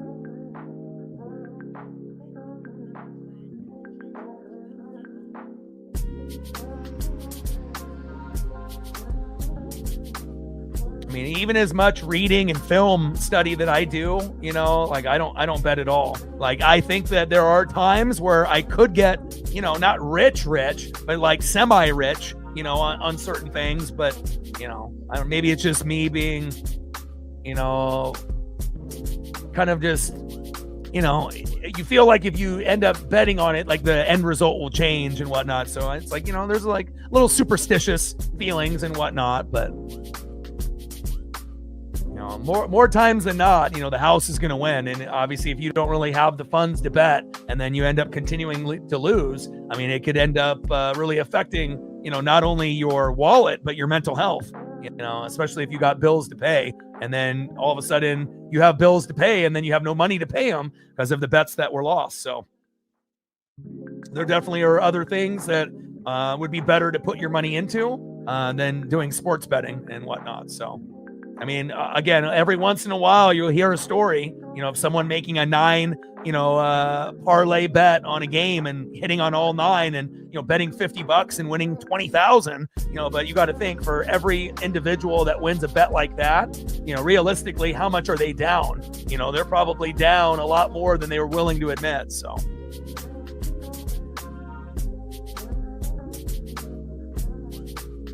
Third down and 7 at the Minnesota 42. So we wait to come back from the commercial break. Realistically, lately, it hasn't been too bad, like in the 30s or the 40s and whatnot. But, I'm hoping that we can end up, because Paisley loves snow, and I walk 5 miles a day, 7 days a week. So I've gotten to the point where it's a part of my routine. First thing when I wake up, me and Paisley will look at each other and I'll say, hey, you want to go outside? And, sometimes she wants to keep sleeping, but, we need to get our exercise. And, I'm glad that we have each other to kind of push each other to, stay in shape and also to have good, mental health for the both of us. And, we get out there in the morning and then obviously in the afternoon. And I think my favorite walk is usually the last one here after the games are over, because there's nobody outside. It's just me and her. I don't got to worry about any loose dogs or any dumbass people. We can just kind of, do our own thing, which is nice. And, especially when you have that kind of crisp night air and there's nobody else out there. And, it kind of feels like something like the Truman Show, where it's just, me and Paisley and no one else really exists. Everyone's in their house and whatnot. So.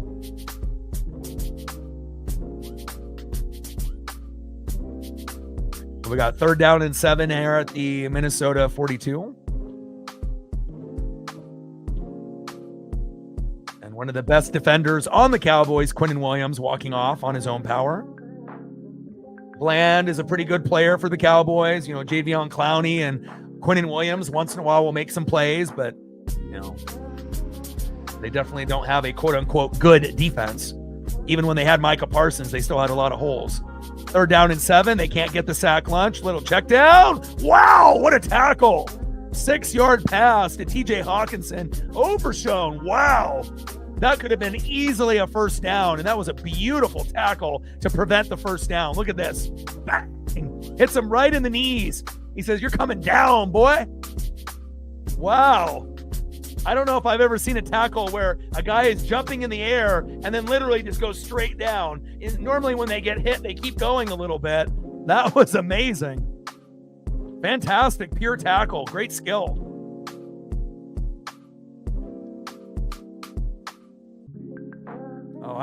The amount of water I drink on the daily is crazy. Lots of water. And obviously not doing, soda, not eating fast food, Like if you would have told me, 90-pound heavier me a few years ago that I would be walking 5 miles a day, 7 days a week for 2 years straight, I would say you're fucking crazy. No fast food, no booze, no soda, no way in hell. But, do I miss certain things? Yeah, of course I did, Bill, but again, I will have like maybe one cheat meal, maybe a month, if I go and hang out with my best friend and we go to like, a restaurant or something, or we go get food somewhere, like downtown or something, if we go play some video games or see a Blazer game, but I definitely feel, and I feel like my internal feelings and my physical looks are better. And, sometimes it's a hard thing, to think of, but, once you push yourself and have discipline, anything can happen. Hand off up the middle, first down, Vikings. And a quick timeout here by the Cowboys. Now, with me, I like things ice cold. I'm like one of those ridiculous people. If you have like, one of those like metal, water bottles that you can put in the freezer. And then, I like putting like 10 fucking ice cubes in my water. Like I don't like drinking water at room temperature. I don't like my soda when I was drinking soda at room. I got to have it as cold can be, almost to the brink of where it's almost frozen like a slushy, and then there's still like liquid. That's like perfect for me. Like the colder it is, the better.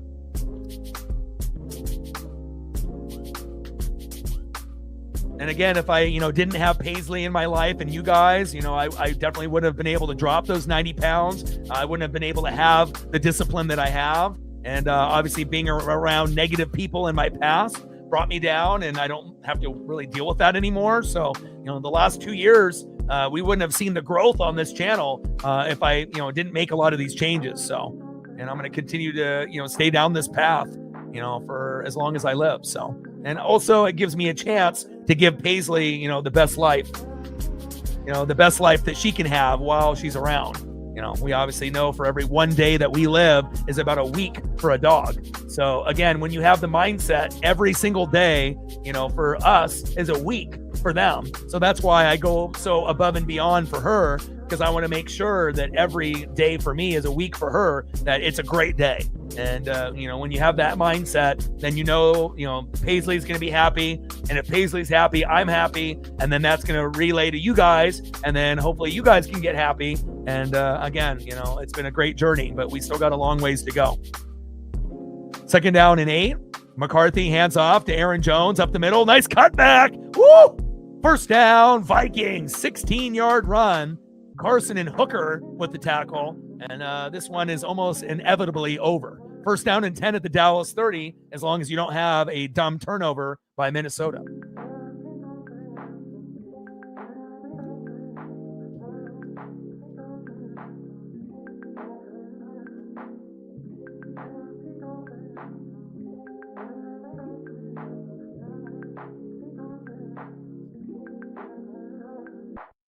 I feel you have to have discipline, to make your dreams and goals come true. Whether your dream or goal is to do something like what I'm doing, obviously here, or just, goals that you have for yourself, like to be able to stay physically fit, lose weight, and whatnot, feel good about yourself, and I think a lot of part of mental health of people having depression and anxiety is because they don't have the discipline and they're not exercising. They're not getting outside. And if you're getting outside, you're not going to have depression. You're not going to have anxiety. If you actually get outside every day, even when you don't feel like it, and you continue to do that, the chances of having depression and anxiety go much, lower, because, you don't really have the time to be depressed or to have anxiety. If you get away from the fast food and you exercise daily or, a few times a week, it definitely will go from, having depression and anxiety, if you're inside the house all the time and you're drinking all the time and eating bad food, then you're going to be at a high level. But if you end up making those changes, you'll be really surprised. Depression, I haven't had depression or anxiety at all in the last, 2 years, and again, and before, I had it almost every day, and again, to go from having those feelings every day to not at all. And obviously you guys and Paisley are a big part of it, turning it around. But also you got to have the self-discipline to push yourself, when you know that, no one else is. Like no one else in my neighborhood, is going to take their dog on 3 walks, for 5 miles a day. So that makes me feel good that I know I'm doing more, top 1% than anyone else out there. Handoff up the middle. And a nice game tackle there by the Cowboys. Williams and company there. Second down and 11 at the Dallas 31. I mean, if you want to stay alive, you have to keep moving, and the more that you're out there, with the fresh air and you're keeping your body active and moving, and then you're going to stay alive, but again, when you're not exercising anymore and then you're eating bad, you're just going to get fat. And then when you get fat, you don't feel good. And then depression and anxiety go hand in hand with that. So loss of one there by Aaron Jones.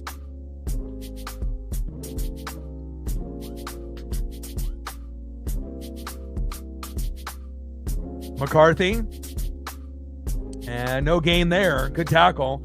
Now it's 3rd down and 11 at the Dallas 31 with the 2-minute warning.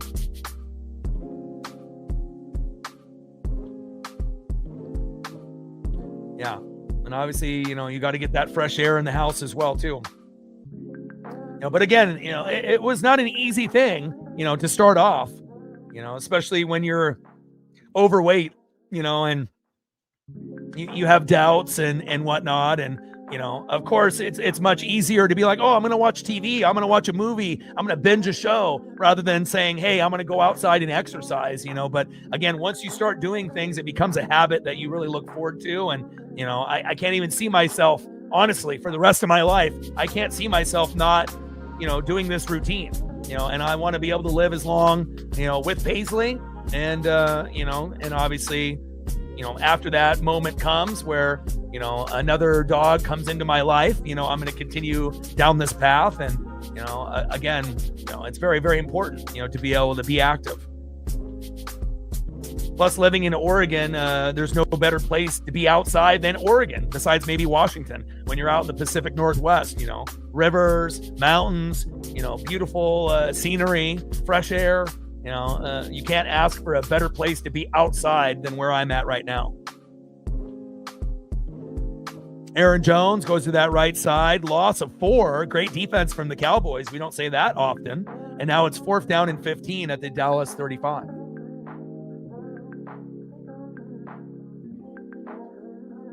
And it's one thing to be able to lose the weight, but it's another thing to keep the weight off. And again, has it been hard for someone like me that's kind of a foodie that loves burgers, pizza, tacos, Italian food, Indian food, pad thai, you name it, I love it. And to be able to kind of walk away from some of those things has been hard. But, again, the end result, that's what it's about. And timeout called by the Vikings.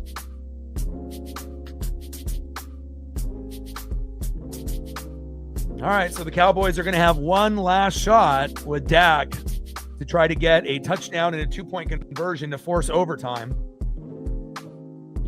And if the Cowboys end up getting the touchdown and the 2-point conversion, they will have the momentum to win the game in overtime. But the big question is, can they get to that point to have a chance to win in OT? We'll find out here momentarily.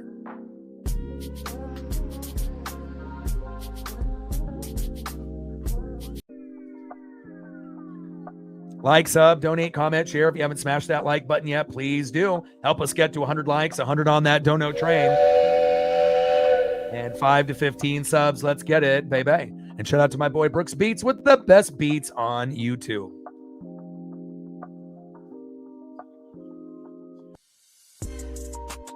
Oh, they're going for a field goal attempt, and it is good. Now it's over. 34-23. I didn't know if they were going to actually go for this 53-yard field goal, but they say, hey, we got Reichard. We got it. And now the game is over. 34-23. Now you're down by 11. A minute left. And that's a huge victory for Minnesota, considering you didn't really get points from Jay Jetta. But again, that's kind of been the story all year with J.J. McCarthy.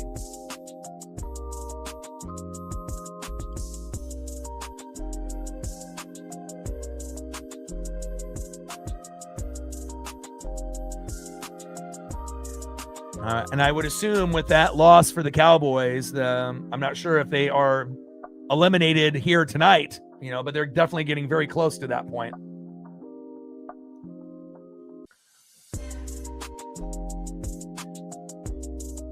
Yeah, you could say the same thing about the Cowboys, though, too, where at times they look good, and at other times they look terrible, But again, it's like both teams the Vikings, player for player, typically have a better defense, than Dallas. Dallas has got Deron Bland and Jadeveon Clowney, Quinnen Williams. So it's like, and they don't got Micah anymore. So obviously Dallas's defense is much worse, but we've seen Minnesota single-handedly win games by their defense alone, and again, offense, with the injuries with, JJ McCarthy and Carson Wentz haven't really helped, get those offensive weapons to their true potential, with Addison and Hawkinson and Jay Jetta and Aaron Jones, and everyone else. But kind of like a Jekyll and Hyde, right? You don't really know what you're going to get. Same thing tomorrow. What are we going to get out of the Dolphins and Steelers? Is it going to be, a high scoring affair or is it going to be a garbage game? Hopefully it ends up being competitive, for at least until the fourth quarter. But, hopefully it ends up being an entertaining matchup because that's what we're going to be doing tomorrow on the channel for Monday Night Football. Dak Prescott passing complete deep middle to Flournoy, incomplete. Second down and 10 at the Dallas 35.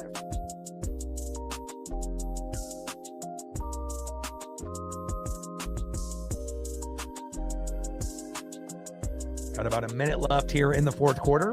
34-23. Vikings. And now that puts Dallas at 6-7-1 momentarily. So now, as far as teams that have bad records that still have a chance to make the playoffs, that will leave the Buccaneers and the Panthers both at 7-7. Somebody is going to go 8-9 or 9-8 and make the playoffs. Hopefully at least 9-8. It'd be embarrassing to make the playoffs at 8-9, but we definitely have seen that before. Especially when we had the 16-game schedule rather than 17. Dak avoiding the pressure. Wow. Floater caught. Wow. First down, Cowboys. And we got a Viking injury and timeout.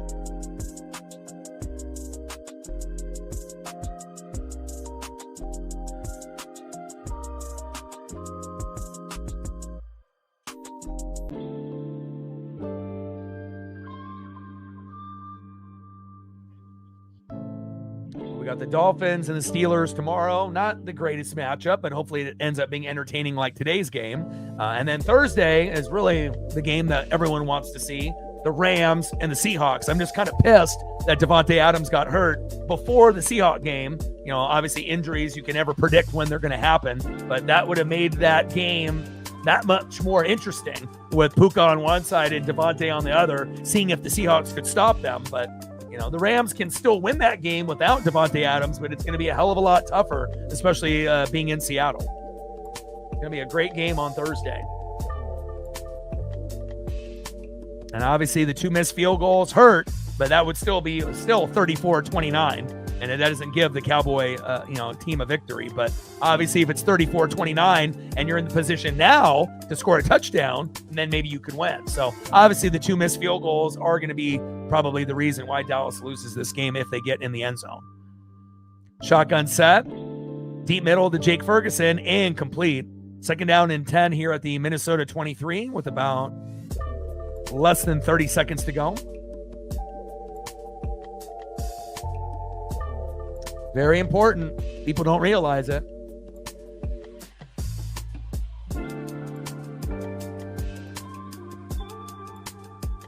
See if they go to CeeDee Lamb or George Pickens deep to get at least, somewhat closer to the game.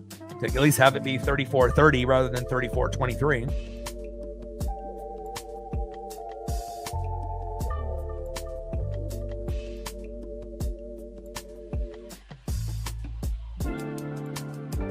And now they're going to go for a field goal.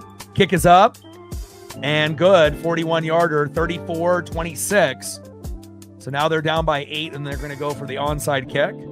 Kind of a little too late, but I mean, you never know.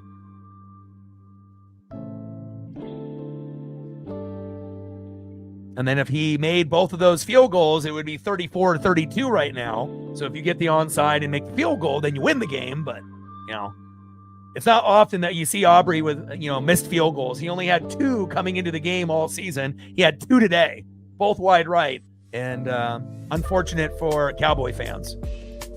but that's kind of been the story of their season this year. Sometimes they look great, sometimes they look terrible. Same thing with Minnesota. Sometimes they look great, and sometimes they look terrible. But again, the Vikings are 5-8, 3-4 on the road. Cowboys are 6-1, 4-1-1 at home, and that's why most people took the Cowboys on the betting line. They were slated to win potentially by 5.5 by the Vegas line. And sometimes I feel like the Vegas line, does the opposite to get people to bet to lose. Like they put the team that they don't think that's going to win, as the favorite to see how many people will pick them to win the game, to win extra money and whatnot.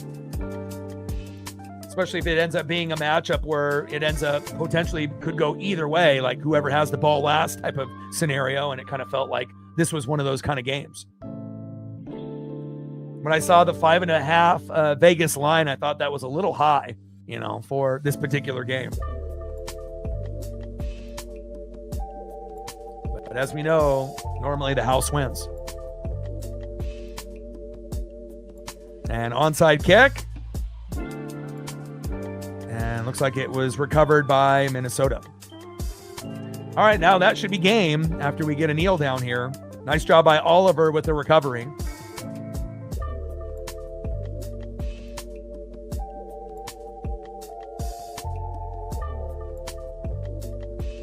Wow. And it went through Oliver's hands and hit him in the stomach, but that was a great attempt by Aubrey. I mean, look at the way that ball spins. He's lucky that he got that pinned against his stomach there. Otherwise, that would have been Cowboy football.